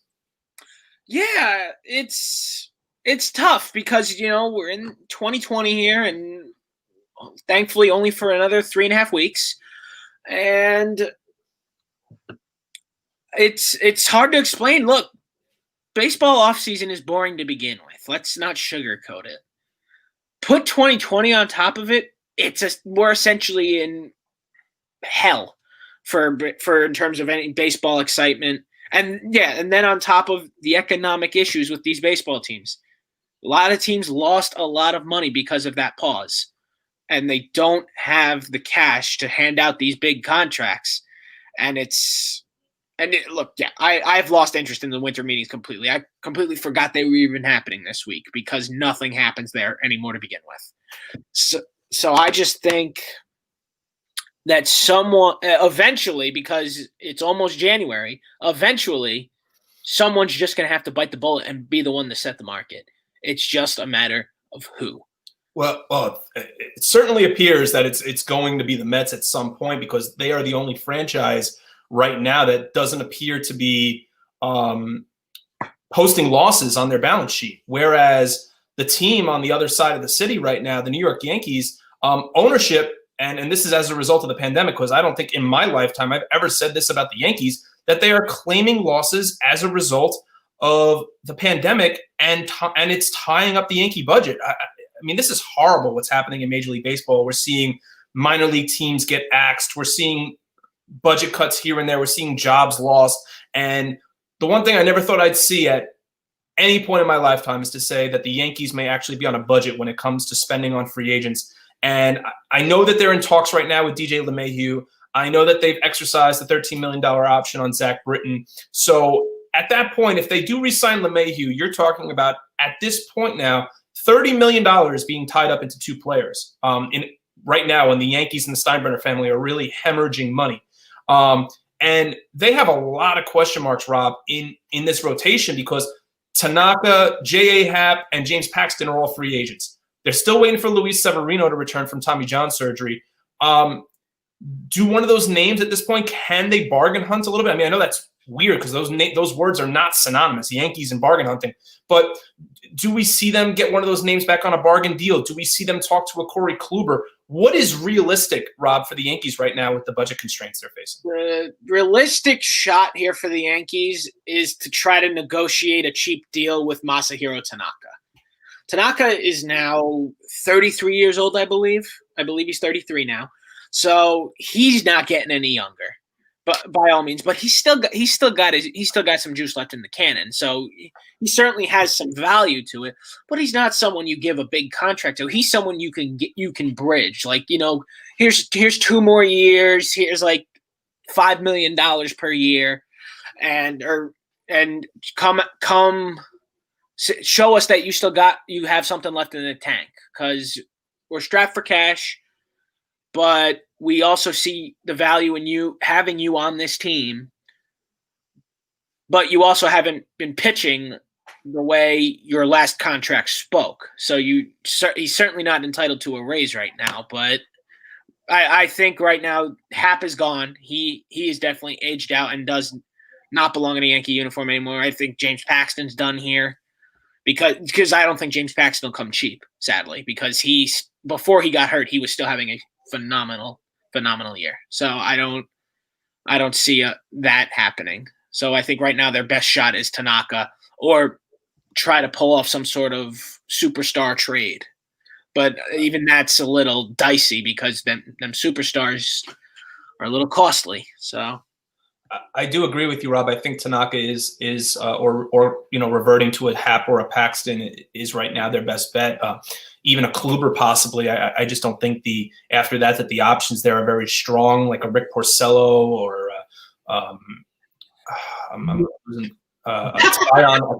exactly, Casey. A Tyon Walker. I mean, it's not very strong after that group of pitchers, aside from Trevor Bauer. Casey, could they turn to one? And I'm going to ask you the same question. Could they turn to one of those names, or could we see them, because of the budget issues that they are currently dealing with? Could they start the season? In theory, I mean, I know this is unfathomable to believe, but could they start the season with a back end of a rotation like a Davy Garcia, Jordan Montgomery, Domingo Germán? Is that out of the question? I think that the Yankees are probably just a little gun shy, if only just because they may be wary of seeing how other pitchers do after signing these big money contracts. Like Nathan Eovaldi was really highly sought after a really great final half of the season with the Red Sox, the year that they won the World Series. And since then, he's been an average pitcher. Even in 2019, he was objectively bad. James Paxton was really highly touted when he came to the Yankees, and he was fine. J.A. Happ was really highly touted when he came to the Yankees. He's fine. None of these guys, even Patrick Corbin, Yankee fans were tripping over themselves, begging ownership to sign Patrick Corbin at the time. And while Patrick Corbin was great down the stretch and winning a World Series with the Washington Nationals, last year he led the league in hits allowed. And he was not the same pitcher. He was 2-7. To get 7 losses in a 60-game season is impressive. How bad? Do you remember when and I'm not trying to jump on the Yankees here, but do you remember, or either of you, but do you remember when the Yankees had gotten James Paxton? And it was pretty much coming off I think he was a 15-game winner in Seattle the year before, that they were getting the next ace of their staff even before Garrett Cole was in the discussion? Yeah, when James Paxton came to the Yankees the year before, he had gone 11-6 with a 3.70 ERA. The year before that, 2.98 ERA. His WHIP was always at 1.1 or 1.0. He was always a really strong pitcher. And then when he came to the Yankees again, it's not like he was bad when he came to the Yankees in 2019. He was fine. And then last year he made 5 starts, and it's so hard to judge people off of 5 starts. But there were 5 dreadful starts for the Yankees. So when they see these big name pitchers, they probably aren't going to throw huge money at Trevor Bauer. They're probably going to look more for like a tier 2 option, like Jake Odorizzi, like you mentioned Corey Kluber. That's someone that they could go after. They should be wary, though, of trying to collect so many of these names over long-term success. That's what they've been doing with Paxton, with Happ, with their pursuit of Eovaldi. Even if they retain Masahiro Tanaka, it's a cork in the dam. It's not so much a long-term scenario, because they've traded away all their long-term scenarios in the pursuit of winning now. They should still win now. They're built to win now, but they have to also consider that they can't keep bringing in these 35-year-old pitchers and expect to keep winning. I think there is, for the Yankees at least, I think we're going to see a lot more develop in the next month and a half, because it appears as time has gone on and the winter meetings have become more and more quiet, that we're seeing these free agents sign after the new year with only weeks to go until pitchers and catchers report. And, if we look at our calendar and see we're about to hit middle of December, we're just about 2 months to go until pitchers and catchers, or at least supposed to start reporting. Whether or not that's going to be in Florida or at your home stadiums, that remains to be seen. But everything still appears to be on track, on schedule for a 162-game season starting in April. Just about 7:20 here on the Primetime Rundown. I wanted to make sure we got to our 7:18 sports update here. And for our 7:18 sports update, I wanted to give credit where credit's due to the Big Ten Conference for doing right by Ohio State University, who had the game that all college football fans look forward to every year in the regular season. The annual Ohio State-Michigan game was canceled because of COVID cases that arose within the University of Michigan's football program. And the Big Ten Conference did the right thing in terms of removing the 6-game minimum that needed to be played in order to qualify for the conference championship, simply because Ohio State is going to make the college football playoff, and that they have been by far and away the best team in that conference, maybe besides Indiana, at least within their own division, that deserves to play at Lucas Oil Stadium in 2 weeks for that Big Ten championship. And they will play, number 4 Ohio State will play number 14 Northwestern for the Big Ten championship. In front of a limited crowd at Lucas Oil Stadium, the annual site, the home of the Indianapolis Colts in Indianapolis. Ohio State has already opened up as a 20.5-point favorite, quite heavy, but I think to say we all kind of expect Ohio State to win big, will likely, as I said, be in the college football playoff, whether they win or lose to Northwestern. But kudos to Northwestern because, and I'm not trying to say that to get you ready for the kudos at the end of the show, but kudos to Northwestern, who will actually be playing in their first ever Big Ten Conference Championship game. They actually last won the Big Ten in 1996 as co-champions when there was no conference championship game to decide the champion of the Big Ten, and the co-champion of that year, coincidentally, was Ohio State. So kudos right there to the Big Ten Conference on doing right by Ohio State. Let's wrap up our baseball segment here. The Chicago White Sox were the only team that really made some moves, guys, during the winter meetings, or I should say leading up to the winter meetings. They had traded for another starter, which they so desperately needed in Lance Lynn, also signed and reunited with a former outfielder of theirs that has a World Series ring from Washington in Adam Eaton.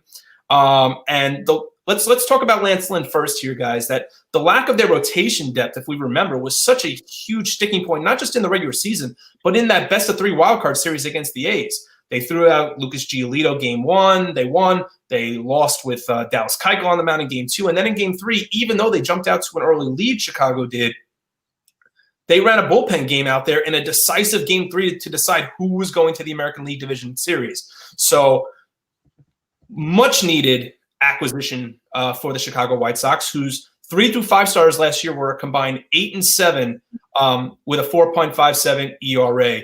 Guys, this is, as I said, an immediate improvement for the Chicago White Sox. What does this acquisition mean in 2021 for the Chicago White Sox and the thin rotation that they have? I think that ultimately what it indicates is that the White Sox are making that next step to get back into the into contention, consistent contention for the LCS and beyond. They sense the opening that will be there if the Yankees pitching staff isn't going to be up to snuff. If the Astros are going to be losing Springer, there's also rumors that they might be trading Correa. Who knows what they're going to do? And even if they can win without trash cans, which if you're by last year, they can't. I don't care if they made the LDS or LCS. They're still, once you get fans back in that building, they're going to suffer. You saw how they suffer last year. And once you get fans back in the building, and I can't wait for fans to get back in that building. It's going to be tough. The American League is going to be wide open. You're going to see teams like Oakland making more chances. You're going to see maybe Minnesota takes the next step. We always think they're going to make Wait, what are we talking about? Did you remember did you realize what team you just said? Yeah, never mind. But you never know who's going to make that next step. The White Sox, what their biggest hurdle was going to be their pitching staff, because Giolito is a stud. Dallas Keuchel had a great bounce back year last year, and they just needed that number 3 viable option so that you're not relying on Dylan Cease or Dane Dunning or every third or fourth day. You need pitching depth in Major League Baseball, and not just any pitcher, guys who can go 5-6 innings. I'm not asking for a lot. 5-6 innings. That's all that modern baseball needs. And getting a guy like Lance Lynn is a great get for Chicago because he's an innings eater. He can win the big game if need be. He was very good last year for Texas, and he's the perfect kind of stopgap. The question will be, will Tony La Russa adapt to the modern era, or will he continue to throw his starting pitchers like longer in games? Because that's kind of, since he's retired, that's been the trend, right? Is pulling your starter a bit early. It's the Kevin Cash school of pulling guys in the fourth inning. And Terry Francona doing that. So that'll be what's the most interesting thing. The White Sox, though, are shaping up to be a strong team in the Central. Yeah, I'm very excited for the direction that the White Sox are heading. I mean, lest we forget that in entering the final weekend of the regular season, the White Sox were set to win that American League Central. Rob, with respect to the White Sox, I mean, they have to be careful how they allocate their funds a little bit, because eventually they're going to go out there and pay some of these kids that they have right now that really aren't making all that much money right now and are still arbitration eligible.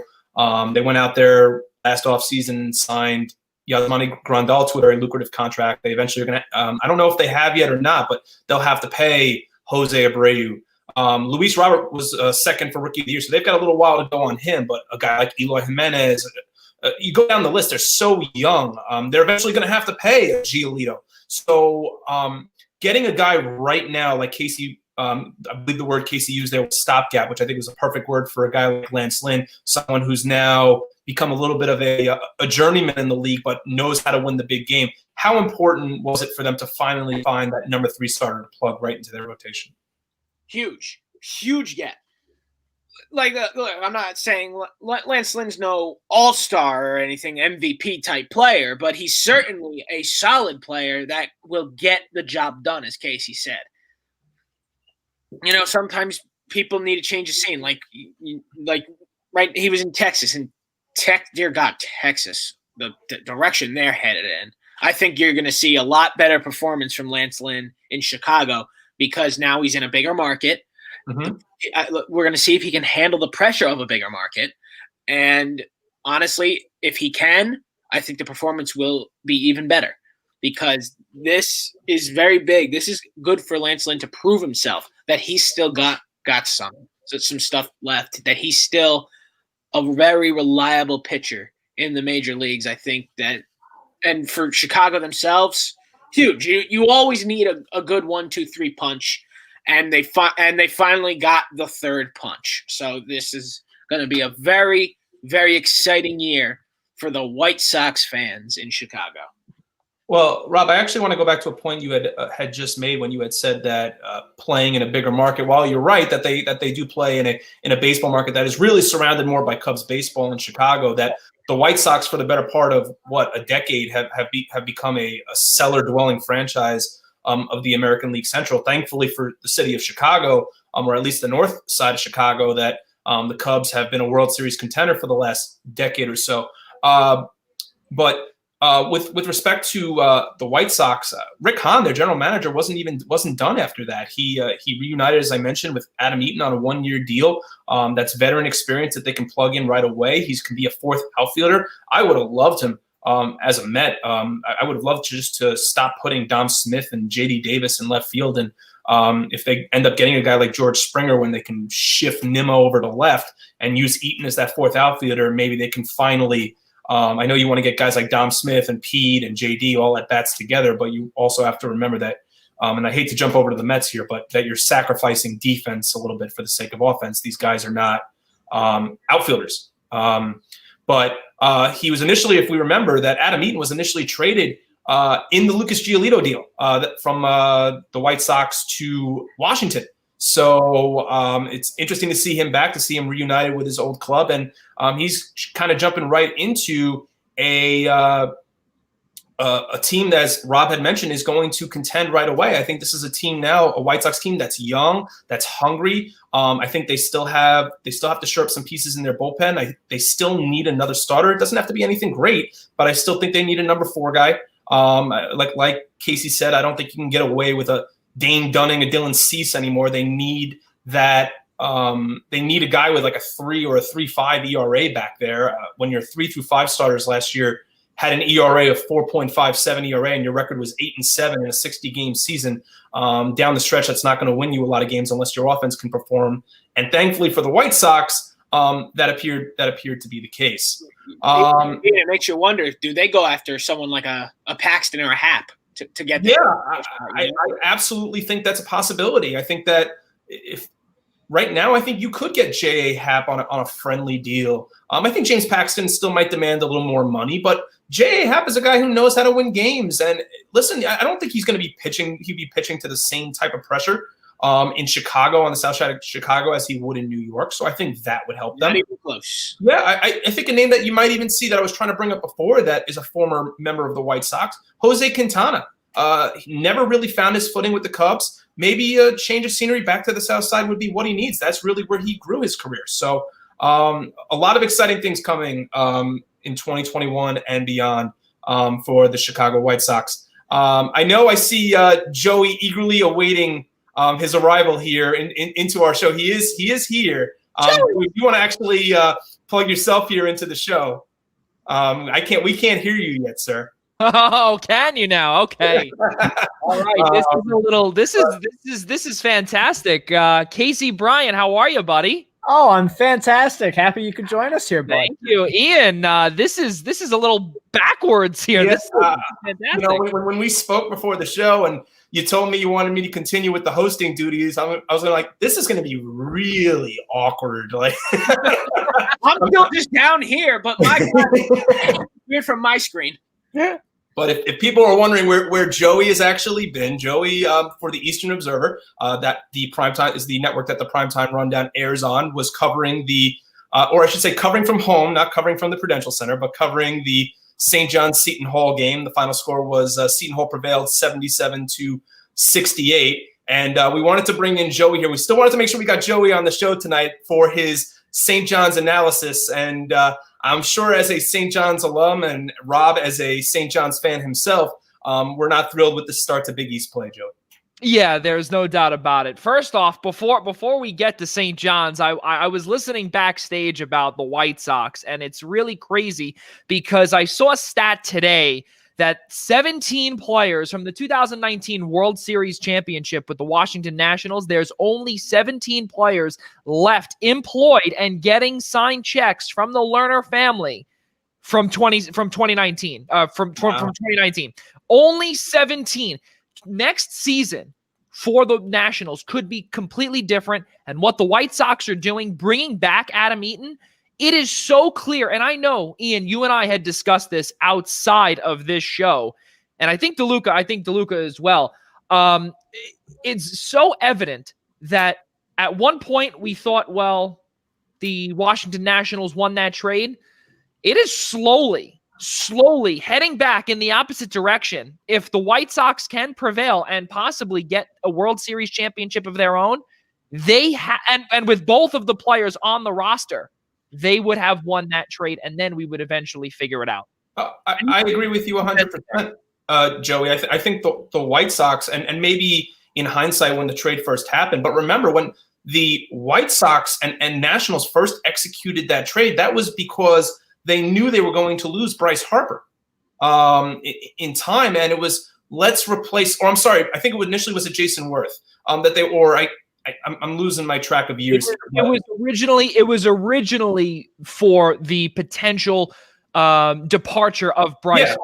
That was the biggest reason why, because they knew, and Mike Rizzo knew that it was going to be a hell of a lot of money to keep Bryce Harper around. They knew he was going to command at least 10 years. And I don't think they wanted to do that, especially when you have guys like at one point, then Anthony Rendon, which did not happen. Trey Turner is going to be locked up at some point. But then you also have to look, and they had in the pipeline at the time, Victor Robles and Juan Soto coming up. And you just gave out a brand new deal to Steven Strasburg. So it was evident that they needed a cheaper option. And unfortunately, things could not work out with Adam Eaton. And it looks as if that we might be seeing a completely a brand new team, as I alluded to earlier, or a mini rebuild, if you will, in the nation's capital. Can anyone else like not think of Adam Eaton without thinking of that whole Drake LaRoche controversy? That's the only thing I think of when I think of his name. Just after 7:30 here on the Primetime Rundown. We're a full crew here now tonight. Ian Schraier, Joey Jarzinka, Rob DeLuca, Casey Bryant here with you for about another half hour or so. Joey, since your entrance to the show is so grand here with about 25, 30 minutes here to go, I got to ask you, do you want to talk St. John's? Because the last thing we do have here on the prompt besides the St. John's Seton Hall recap is talking about the divisional realignment in the National Hockey League, which I know as a friend that hockey is your favorite sport. So I'm going to leave it up to you to decide whether you would like to talk about hockey or a St. John's loss. So I'll leave it up to you. I'll tell you one thing. I'll tell you one thing. Because you are in the host seat, that is actually up to you today. No, I know, but I'm leaving you the option. Oh, thank you very much. Well, I got to tell you, I did see, as I was watching both games earlier, I did see Rob DeLuca's T-shirt was all St. John's, and and something else I wanted to bring up too. Our dear friend Rob DeLuca has been diagnosed with COVID-19, so we really do hope that this man does fight it and he beats it, and all of the above. Thankfully, no symptoms there. Really good stuff. So we wish you all the best there. So to continue, obviously with St. John's, as we saw, obviously a horrific start to conference play, but then eventually it got better. And of course, Mike Anderson is known for continuing to bring back to really, if they're down, they continue to press. That is why his defense and his method of play is called 40 minutes of hell. That is what he does. That's what all of the recruits do. That's really what he looks for in all of these players.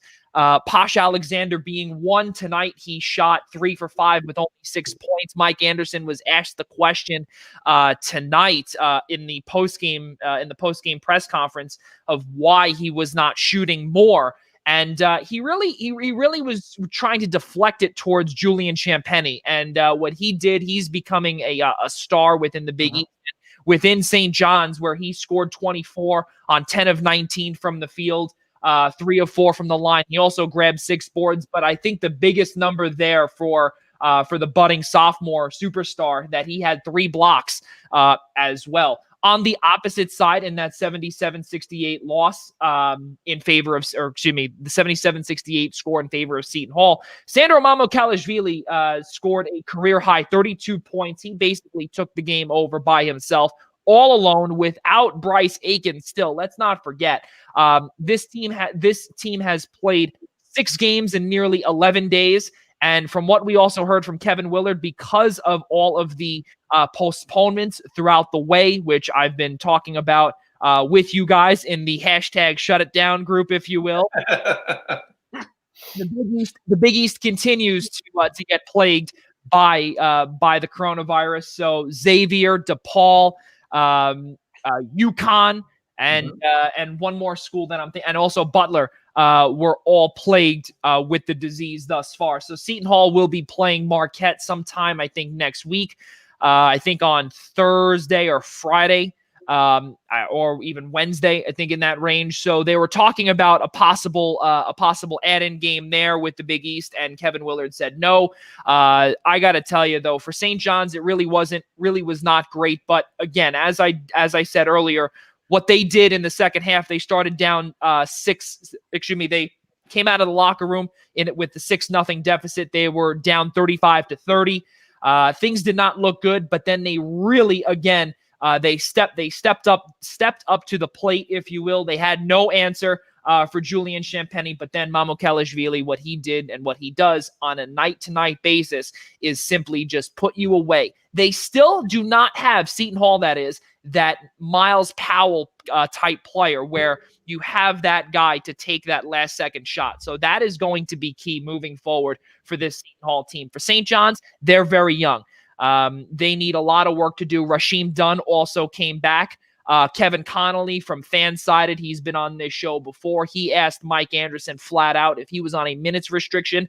Mike Anderson answered, quote, "We were watching him the entire time," end quote. So he got to play Rasheem Dunn about 16 minutes. And for those that do not know, he was concussed badly in the opener on Thanksgiving Eve against St. Peter's. He didn't even know where he was once he hit the floor, and we were all watching that game.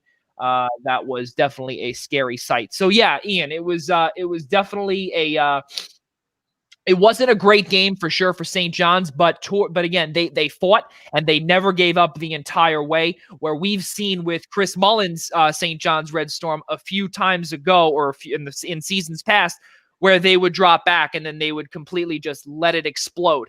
But here, Mike Anderson's team, they kept on fighting, they kept on going, and they have Georgetown on Sunday night. And something that I want to conclude with is the pure fact that St. John's against Georgetown is always a trap game, which really it should not be. And because Georgetown is that bad this year, they should not be. If there is any case of St. John's even sniffing a loss, this team is simply not good and will be headed for failure moving forward this year. Again, it is a big asterisk season with 13 minimum NCAA games, but it would show that that St. John's is not what we thought that they were if they were to fall to a lowless Georgetown Hoya team. Joey, I want to open it up to Rob and Casey as well for questions for you. And we can't thank you enough for your update on the Red Storm, as the Eastern Observer is always following along with the St. John's men's basketball program and the Big East Conference and what goes on with basketball within the Big East.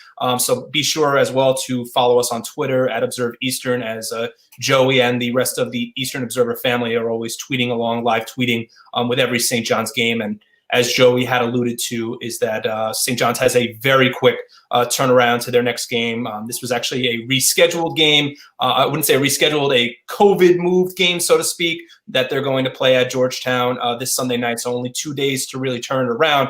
And Joey, you had, and this is my only question in regards to St. John's, is that you had said that Georgetown has always been a trap game, and you've seen the struggles already that the Hoyas are having. How important is it for them? And we see this every year with St. John's, that they just tend to get out to such a struggling start, can never seem to rebound. Even a few years ago when they had those wins over Villanova and Duke, they could never seem to turn. It always seems to be too little too late. How pivotal is it? And they've got 2 games coming up with Georgetown in the span of, a week? So how pivotal is it for them to put out good performances and win both those games against Georgetown? Oh, there's no doubt about it, because right in the middle, something that was not mentioned, Ian, is that St. John's welcomes Creighton University, the number 8 ranked team in all of the country, on Thursday to Carnesecca Arena. And that really is going to be pivotal, because we have to realize that, again, as I said earlier, 13 minimum games, it's going to be strength of win percentage here. It's not going to be how many games, or, it's going to be an absolute disaster when it comes to the math.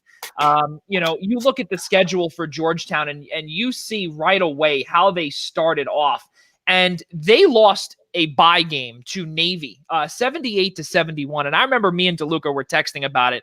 And that was a game that Georgetown should have won. And actually, DeLuca and I, we called it. And I told him, I said that there was something there. I don't remember exactly what DeLuca sent me, but I said, whatever he sent me, right then and there, I knew Georgetown was going to lose. It was the hex that DeLuca always does, the it's over hex, right? But I don't do that because it's Georgetown. I would never say that for Georgetown. That's true. But again, they only beat UMBC by 8 points, which really they should have won by 18 points. Navy, they lost by 7. They lost to West Virginia, which, again, was a fantastic game. They were in the lead at 1 point. Great job against Bob Huggins, who, again, is former Big East family when West Virginia was in the Big East, 80-71. And then against Coppin State, that really doesn't really make a difference, 80-48. We expect those, we expect that to win, or them to win there. But as you brought up, Ian, it is so pivotal to really to win. Because everything right now is all up in the air, and you don't know who that next game is going to be against. And that bye game against, and I don't want to call it a bye game, because Georgetown, again, at some point, we have seen it time in and time out where Georgetown upsets St. John's. And it is so bad. It's such a bad look because they always play spoiler against the Red Storm. Even when it was Ewing versus Mullen, and again, against Ewing versus Anderson. It happened last year, obviously in the Big East tournament where it counted. Anderson put his foot down, and they went on a big run, obviously, as we know. They won the first round of the tournament, and unfortunately, we know the rest was history because there was never a result after. But yeah, it is extremely pivotal with Creighton right in the middle, because that, again, I think it's next Sunday, if I'm not mistaken. Sunday, the 20th, is Georgetown heading to Carnesecca Arena, bearing COVID and everything else. St. John's also on Monday, this coming Monday, was supposed to play Butler in Indianapolis. And then they were supposed to play tonight at UConn as the opener, but because of UConn's COVID issues, that's not happening anymore. Yeah, so they're on pause as well. Yep, it's a disaster. We do welcome as well any comments for Joey or anyone on our panel of any of the topics we discussed tonight. Joey, always welcome to answering any of your questions with regards to the Red Storm, and we thank Joey again for his report after their loss tonight to local rival Seton Hall. Gentlemen, let's wrap this up here tonight with a little hockey talk, as the announcement has come down that, or we should say that the anticipated start date of the NHL season at the puck will drop on or around January 13th. We expected that there was going to be some sort of shuffling with respect to the divisions within the National Hockey League, a 56-game NHL regular season schedule, and much so to the fact that the NHL is obliged to tell us that we already know that Canada has said we will close our borders. As of right now, there will be no international travel, so there will be a division just strictly for the 7 teams that play north of the border. But at least for the Metropolitan Division, where our fandom hails from, I should say, for the 4 of us on this podcast, is that the 5 of the 7 Metropolitan Division teams will remain intact. The only difference is that they will in regards for limited travel, that 5 of the 7 teams, 2 of them will include Boston and Buffalo. The USA 2 division, as it right now, as it's being called, because they don't have any official names, and thank you to Sportsnet for in Canada for this graphic, that the USA 2 division is set to be the most piecemeal division of the 4, because what we're doing now is we're combining pieces of the Atlantic division that play in the Southwest, and then pieces of the Central division that play in the Midwest. So as a result, we have Carolina, Chicago, Columbus, Detroit, Florida, Minnesota, Nashville, and Tampa. So a bit of a mix, I should say, of in terms of trying to limit travel. I'm not so sure how much that really does for the USA 2 division, with the Pacific division encompassing the 4th and final division. So, Casey, I'm going to start with you here. I want to get your initial thoughts when you saw this announcement. What were your initial thoughts about the realignment? Well, selfishly, as you said, our fandom lies mostly in the Metropolitan Division, so I couldn't help but think, what a brutal division that is.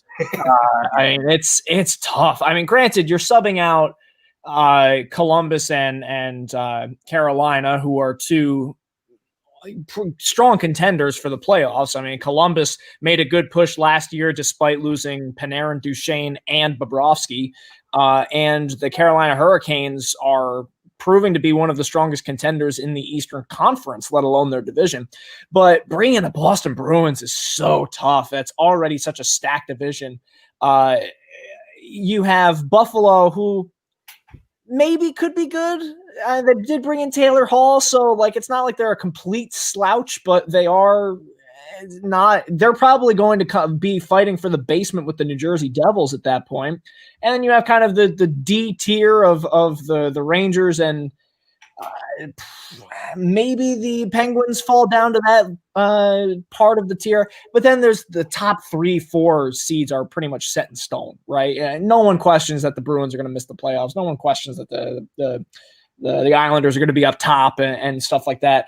What's going to be really interesting is the Canadian division, because the Canadian teams are such unpredictable wild cards in each of their own respective divisions, right? The Winnipeg Jets, you never know how they're going to finish because they're, again, some weeks where they look unbeatable, some weeks where Connor Hellebuck couldn't stop a beach ball.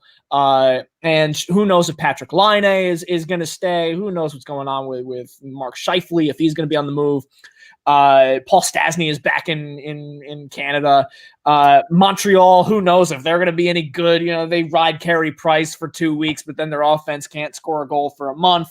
And there's going to be so much more travel in the Canada division than any other division. You're going to have to travel from Edmonton all the way to Montreal and like Vancouver to Toronto. Yeah, it's going to be like, I get it. You can't cross the border. I understand. But I find it so funny that the USA divisions are so micromanaged, trying to limit who's going where, trying to keep all the teams close together. Canada's just like, screw it. We're going wherever. We're going to play up in Manitoba. We're going to play in Alberta. It's going to be great. I guess these franchises don't really care too much about their playing bills in the end. But Joey, let's get the Islander fans' view, so to speak, with regards to your thoughts about the realignment as a whole, and more specifically the Metropolitan Division.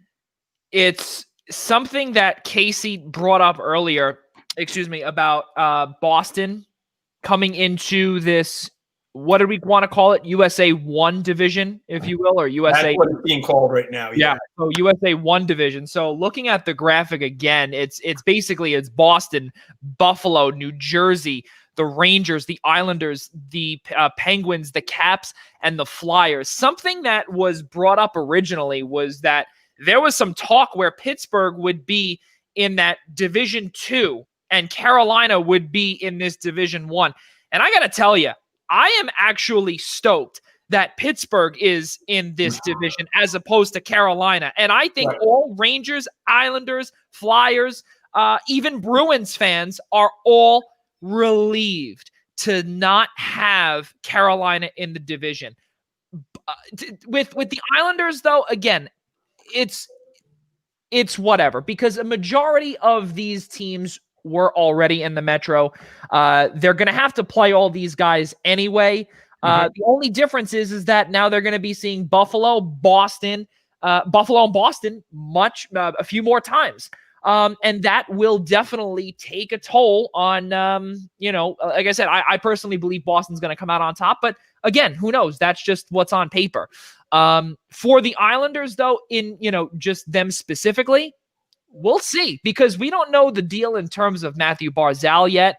The Islanders just made a mini trade with Detroit. Dimitri, I can't even pronounce his last name, but it's Dmitry Timashov. I think that's what it is. Dmitry Timashov. To all the Butch Goring fans out there, I definitely, when he always butchers it, no pun intended. Timashov, Dimitro Timashov. Acquired his rights. So they don't even know if they're going to sign him, but we'll see what happens. You figure, because it's January 13th is the proposed start date, roughly 32 days until the season starts. I'm a little nervous, I got to tell you, because of everything with not only with COVID, but I think it's going to be something similar to football, where you're going to have injuries that are going to pop up. And I remember I said this on this show as well, that the injuries are going to be paramount in terms of where teams finish. And I really believe it's going to happen. And some teams are going to be plagued hard with it. DeLuca, your final thoughts so far on or I wouldn't say so far, but your final thoughts on what you've seen from the grand scheme, from the realignment, and within this stacked USA 1 division, or whatever you want to call it. How do you see the Devils? And granted, they were towards the bottom of the Metro Division last year, but where do you see them stacking up?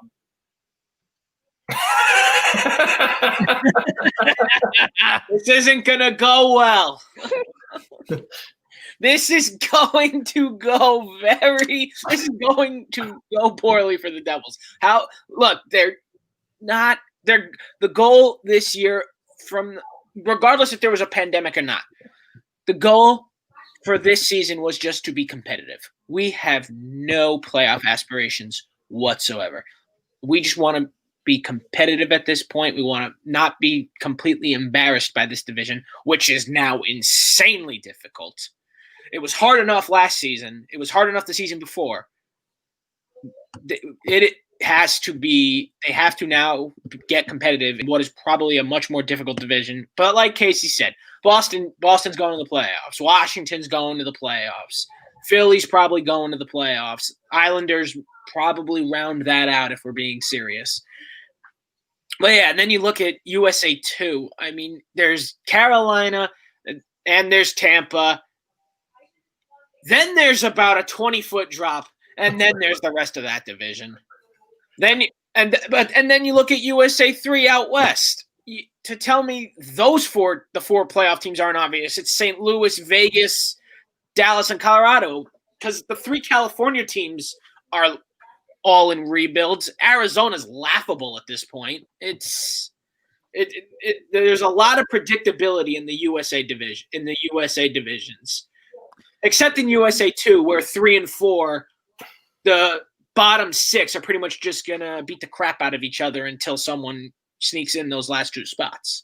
I want to add my 2 cents in there, Ian, if you don't mind, because yeah, sure. You look at I want to go back to DeLuca's point here with USA 2 division, and this Carolina, Chicago, Columbus, Florida, Minnesota, Nashville, and Tampa. Okay, all of those teams, fellas, they all made the return to play. Excuse me, not Minnesota. But I just saw Casey's reaction. But they all, yeah. But 2014. Listen, the reason why I bring that up is because that division, I personally believe, will be the best one in all 4 of these. You have to look at these teams here and you say to yourself, listen, Columbus and Chicago, in my opinion, just my personal opinion, they're not going to be a walk in the park. Those teams are up and coming. Chicago is on its way back. Whether we like it or not, even though with those 2 $10 million contracts in Taves and Kane, let's not forget, Alex DeBrincat is back as well. Dominic Kubalik is also back as well. I mean, again, these guys have really done a solid job. And Bowman out there, general manager Stan Bowman out there, has done a really good job in terms of, reshuffling the deck, if you will. He's done a fantastic job. And they also, let's not forget, they also beat Edmonton in 5 in the return to play. Listen, this team, this division is really, really good, and I would be frightened to play in that division. Casey, I know you're waiting to say a few words, so please. Can we get that graphic back up again real quick? Because look, you are right that Chicago is building something. It's not there yet. They don't have anyone that is going to frighten you standing in between the pipes. That's number one. Corey Crawford is gone. Corey Crawford hasn't been good in years, but that's irrelevant.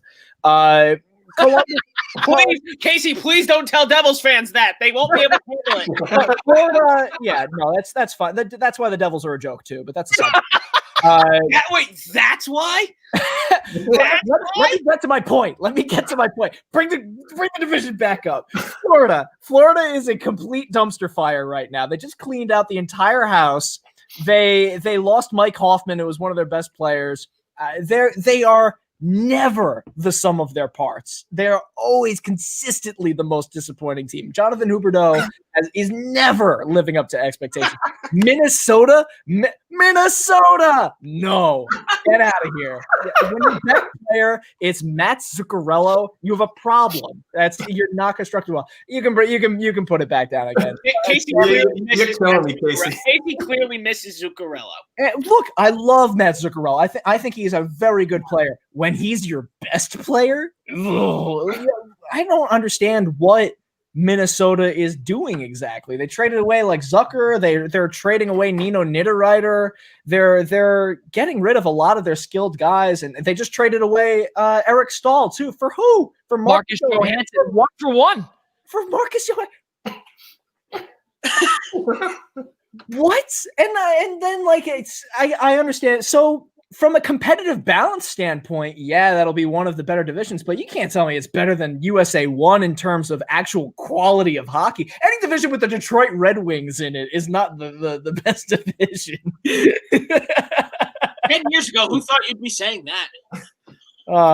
Guys, I want to get to one last piece here with the hockey segment, and it came out on the Eastern Observer today, and I think it'd be a shame if we didn't mention that we were not going to get to all of them. I just want to focus on really the Metropolitan Division +2 that Tyler Riddell came out with his predictions, or his early 2020-2021 predictions for what he expects to see, excuse me, out of that division this year. And he listed the Bruins as a 1 seed, the Islanders as a 2. I do not have a picture of it, so just bear with me as I'm reading this off.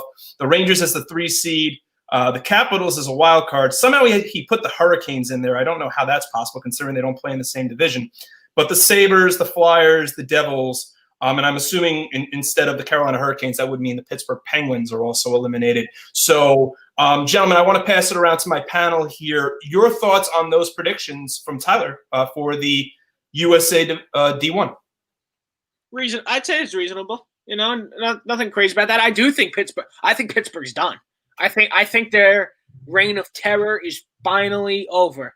After 15 long years of seeing Pittsburgh success, it's finally over.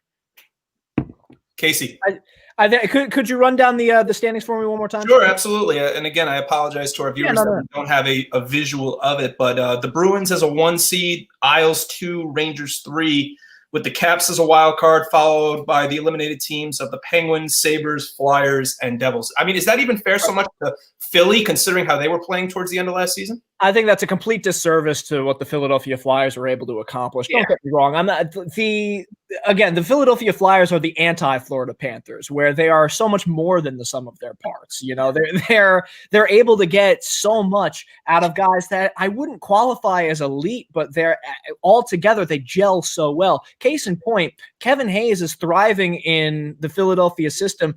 He's not producing any more than he was in a Ranger uniform. But with Alain Vigneault as the head coach. Right, exactly. It's the same basic principle, but it's the fact that his supporting cast is contributing a lot more than it did when he was utilized in New York. And as a result, you've got Sean Couturier, who is, again, I wouldn't qualify as elite, but a very, very good complementary player alongside Voracek and Giroux and guys at top. So I think that Philadelphia, especially now that they have a real number 1 goalie in Carter Hart, as opposed to years of experimenting with Brizgalov and Leighton and whoever, Brian Elliott and Cam Talbot and whoever else they wanted to trot out in between the pipes, I think that they're still one of the top dogs in the division. I don't think the Rangers are a playoff team yet. I get that everyone is riding the excitement of Alexis Lafreniere, but let's temper the expectations a little bit. Capo Caco was a 20-point player last year after being number 2 overall pick. Jacob Trouba was really highly touted, didn't produce very much. We still got to pump the brakes a little bit. We still have to see if Chris Kreider is going to be the same player he was before he broke his foot. They lost Jesper Fast and added Jack Johnson. I mean, you talk about getting worse. Subtraction by addition there. I mean, that's just goodness gracious. So I think that there's still a lot more room for growth there. I think that's a slap in the face to Philly. And Casey, I do appreciate you touching on the Rangers, because I know when I had asked you your initial thoughts about the realignment, we didn't get a chance to talk about the Rangers. Joey, from your viewpoint as an Islanders fan, and we know Tyler's commitment is to the Islanders as well, but do you see the Islanders right where he put them, and do you agree with how he laid out where he sees those teams finishing at the end of this year? No, I don't. I really don't. I hate to say it. And, you know, the way, just by looking at what he did here, he has Bruins 1, Islanders 2, Rangers 3, Caps wild card. And as you brought up earlier about Carolina, I do believe that would be Pittsburgh. Yes, correct. In that area. I agree with Casey there 100%, because Philadelphia in that spot, I don't think that they're a flash in the pan team. I do believe that this team is really on the rise. I think that, as Casey brought up about the goaltender experiment, It is continuously going up, and they now have that reputation of, okay, well, they messed up with Brizgalov, they messed up with Leighton, they also traded away Bobrovsky many years ago as well. So maybe they can finally get it right, like maybe take 5, take 6 with Carter Hart. Could they get it done? I remember when also Brian Elliott they thought was a big piece at one point, and then he regressed real quick. No, I think that the Islanders are not a 2 seed. I also believe, and again, this is not out of Islanders fandom. This is out of, I think, knowledge and common sense. The Rangers are not there yet. They're not, and we saw it against Carolina. Again, Lafreniere, and as Casey brought up, to subtraction by addition with Jack Johnson. That's bad. And Pittsburgh, as DeLuca brought up earlier. Pittsburgh, I do believe that their time is done. Their time to shine has officially come to a close. You look at some of the guys that they got here. Michael Matheson also, they traded 1-for-1 with Patrick Hornquist. And that experiment down in Florida on the blue line was an absolute disaster. And guess what? They now have absorbed 6 years of Michael Matheson as opposed to 2 more years of Patrick Hornquist at about, I don't know, a few $1 million less. But you now have him for the next however many years. So you also have Cody Ceci, who was an absolute disaster. Pittsburgh, I think that, like I said, I think that what we saw in Tyler's thing, and I'll definitely let him know that we brought this up. The bias came out just a little bit there with the Islanders for sure. And to our viewers, if you like what you're seeing, we hope you will join us just after the new year, as we plan to have our NHL preview show, where we hope to have the 4 of us back to talk a couple hours of hockey and bring in a couple of special guests. Oh, way to spoil the surprise, Ian. Well, I can't say that maybe our fans here on the Eastern Observer and the Primetime Rundown can't see it coming, considering we also do a show on the Free Agent Frenzy. But we do hope that you will join us after the new year when we break down more of what's going on in the hockey universe. And I would love to get to more of what Tyler Riddell's predictions are, but as we are just after 8 o'clock here, we do need to start wrapping it up a little bit. And that being said, I want to start with you, Joey, to give your kudos. Even though you only joined us for the last half hour, we want to make sure that you get your kudos in. So please, by all means, give us your kudos for this week. Yeah, my kudos, I don't want it to be basketball-centric, but it's going to be. Sandro Mamukelashvili, he completely took Seton Hall and put him on his back and really has done a phenomenal job this week as well. On Sunday against Penn State as well. They came back from almost a 20-point deficit, came back and won. Really, really good job there. And also, again, against St. John's, 77-68. Another fantastic job there. So again, really, really. Oh, and also let's not forget 32 points.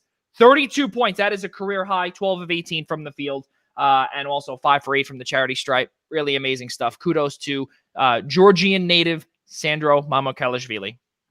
A lot. Didn't seem like there was going to be a lot to look forward to about Seton Hall, but they're going to make things interesting in that Big East that appears to be playing a little weak right now, and maybe it's Creighton this year that comes out on top, but we'll see. Rob, your kudos. Yeah, I gotta go back to football here. I gotta give credit where credit is due, and that's why my kudos is going to Colt McCoy of the New York Giants. He was given a tall look. This man does not start in the NFL anymore. This man has been in the league for 10 years now. In 10 years, that's 106. 10 years, that's 160 games. He has appeared in under 40. So it's just been a rocky road for Colt McCoy. But Daniel Jones goes down. He's told to come in to Seattle and, hand the ball off, do what you can out there.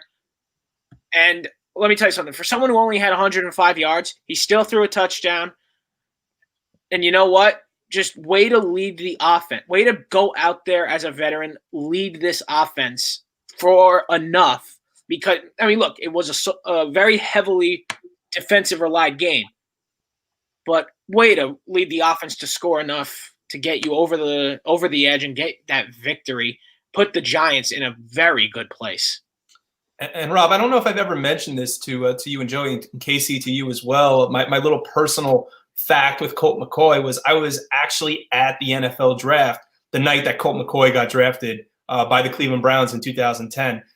When I look back on the draft year that was, I was actually at the same draft that Rob Gronkowski and Aaron Hernandez also got drafted. So looking back, I actually was there the year of the tight ends, I guess so we could say. Casey, your kudos. I have to give my kudos in part to two different parties here. Number one, kudos goes to the NBA for starting up tonight. The preseason action is back in action, and as much as I was thinking, 2020 can't get worse, but oh look, there's the Knicks right there. But I will say kudos to Obadiah Toppin, who already in this preseason matchup against the Detroit Pistons, 4 minutes, 9 points, leading scorer. He's 8'3". He's never lost. He's the savior of the franchise. He's better than Ewing. He's better than Olajuwon. He's better than Clyde Frazier ever was. Knicks are 82-0. NBA is back. I will overreact to 4 minutes of basketball. Let's go. Casey, do yourself a favor. Please stop. I will never stop. I will never. Nerlens Noel and Julius Randle, Obadiah Toppin. I mean, this is what the Sixers wish they had when they had Embiid and Noel and Okafor. This is Casey, let me just say this. When we get to July and those three names you just mentioned have anything to do with equaling up to a championship, I'd be glad to buy you as many drinks as you'd like. I'll be honest. I'll be 100% serious with you. I'll be 100% true and honest and reflective. I wouldn't be surprised if the Lakers fold as a franchise when they. To be honest, I thought he was going to say Super Bowl. I really think that when LeBron sees Obi Toppin play, he would put down his uniform and say, "There's nothing left for me to accomplish here. I am but a mere mortal, and I have to give my respect to the deities, to the gods." And as such, Casey, I was going to tell you, please stop before we get Joey on a LeBron rant. We don't have enough time left in the show for that. I'll cut it off there. Favorite player. So while we appreciate Casey's 5 minutes of kudos to a franchise that hasn't made the playoffs, maybe in my lifetime. No, I'm just kidding. But my kudos actually go, and I don't, you would never really hear me say this, but my kudos actually go to the New York Yankees and more specifically the Hudson Valley Renegades. I'm sure Casey's very happy to see me putting that up. Even though he is a Met fan, but the Renegades, the former short season single-A affiliate of Tampa Bay Rays, now the high-A affiliate of the Yankees, expected to stay in the same high-A league now as the Cyclones, among other former New York Penalty teams. But what I love so much about this is how they are paying homage to the Staten Island Yankees with a very similar branding concept. The Renegades, or I should say Hudson Valley, is keeping the same font, but the interlocking HV reminds me so much of the interlocking SI from their time in Staten Island, sticking with the baby bomber-like jerseys with the pinstripes and the gray jerseys, with them only being, an hour or so drive from the Bronx. So this is just a fantastic job. And I mentioned it on Twitter as well, a fantastic job by the Yankees on really paying tribute to their roots with the Staten Island Yankees. Gentlemen, that'll about do it for us here tonight here on episode number 44 of the Primetime Rundown. I wanted to leave it up to the three of you to see if any of you had any closing remarks as we head into another weekend of football. Really, that quiet, huh? Well, hold on. You know what? Actually, it's very funny because you know what? I have to give sort of kudos or a closing statement to Kyrie Irving. I have to tell you, he is a legend in my eyes. He's a fantastic guy. Casey, would you like to go on about Kyrie Irving? Are we pawns? Is that what it is? I've never heard of him.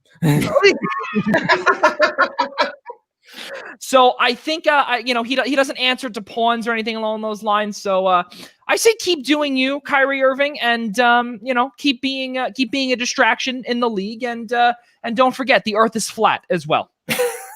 Yeah, that makes me feel so much better as a Nets fan. Wow, I really couldn't believe when I heard him come out with that. But that's for another show. But ladies and gentlemen, thank you so much for joining us this evening. But before we go, we wanted to let you all know what is coming up here on the Eastern Observer. we continue our partnership with the New York Professional Scouts Association as Joey showcases former Philadelphia Phillies, New York Yankees, and San Francisco Giants Major League Scout Joe DiCarlo.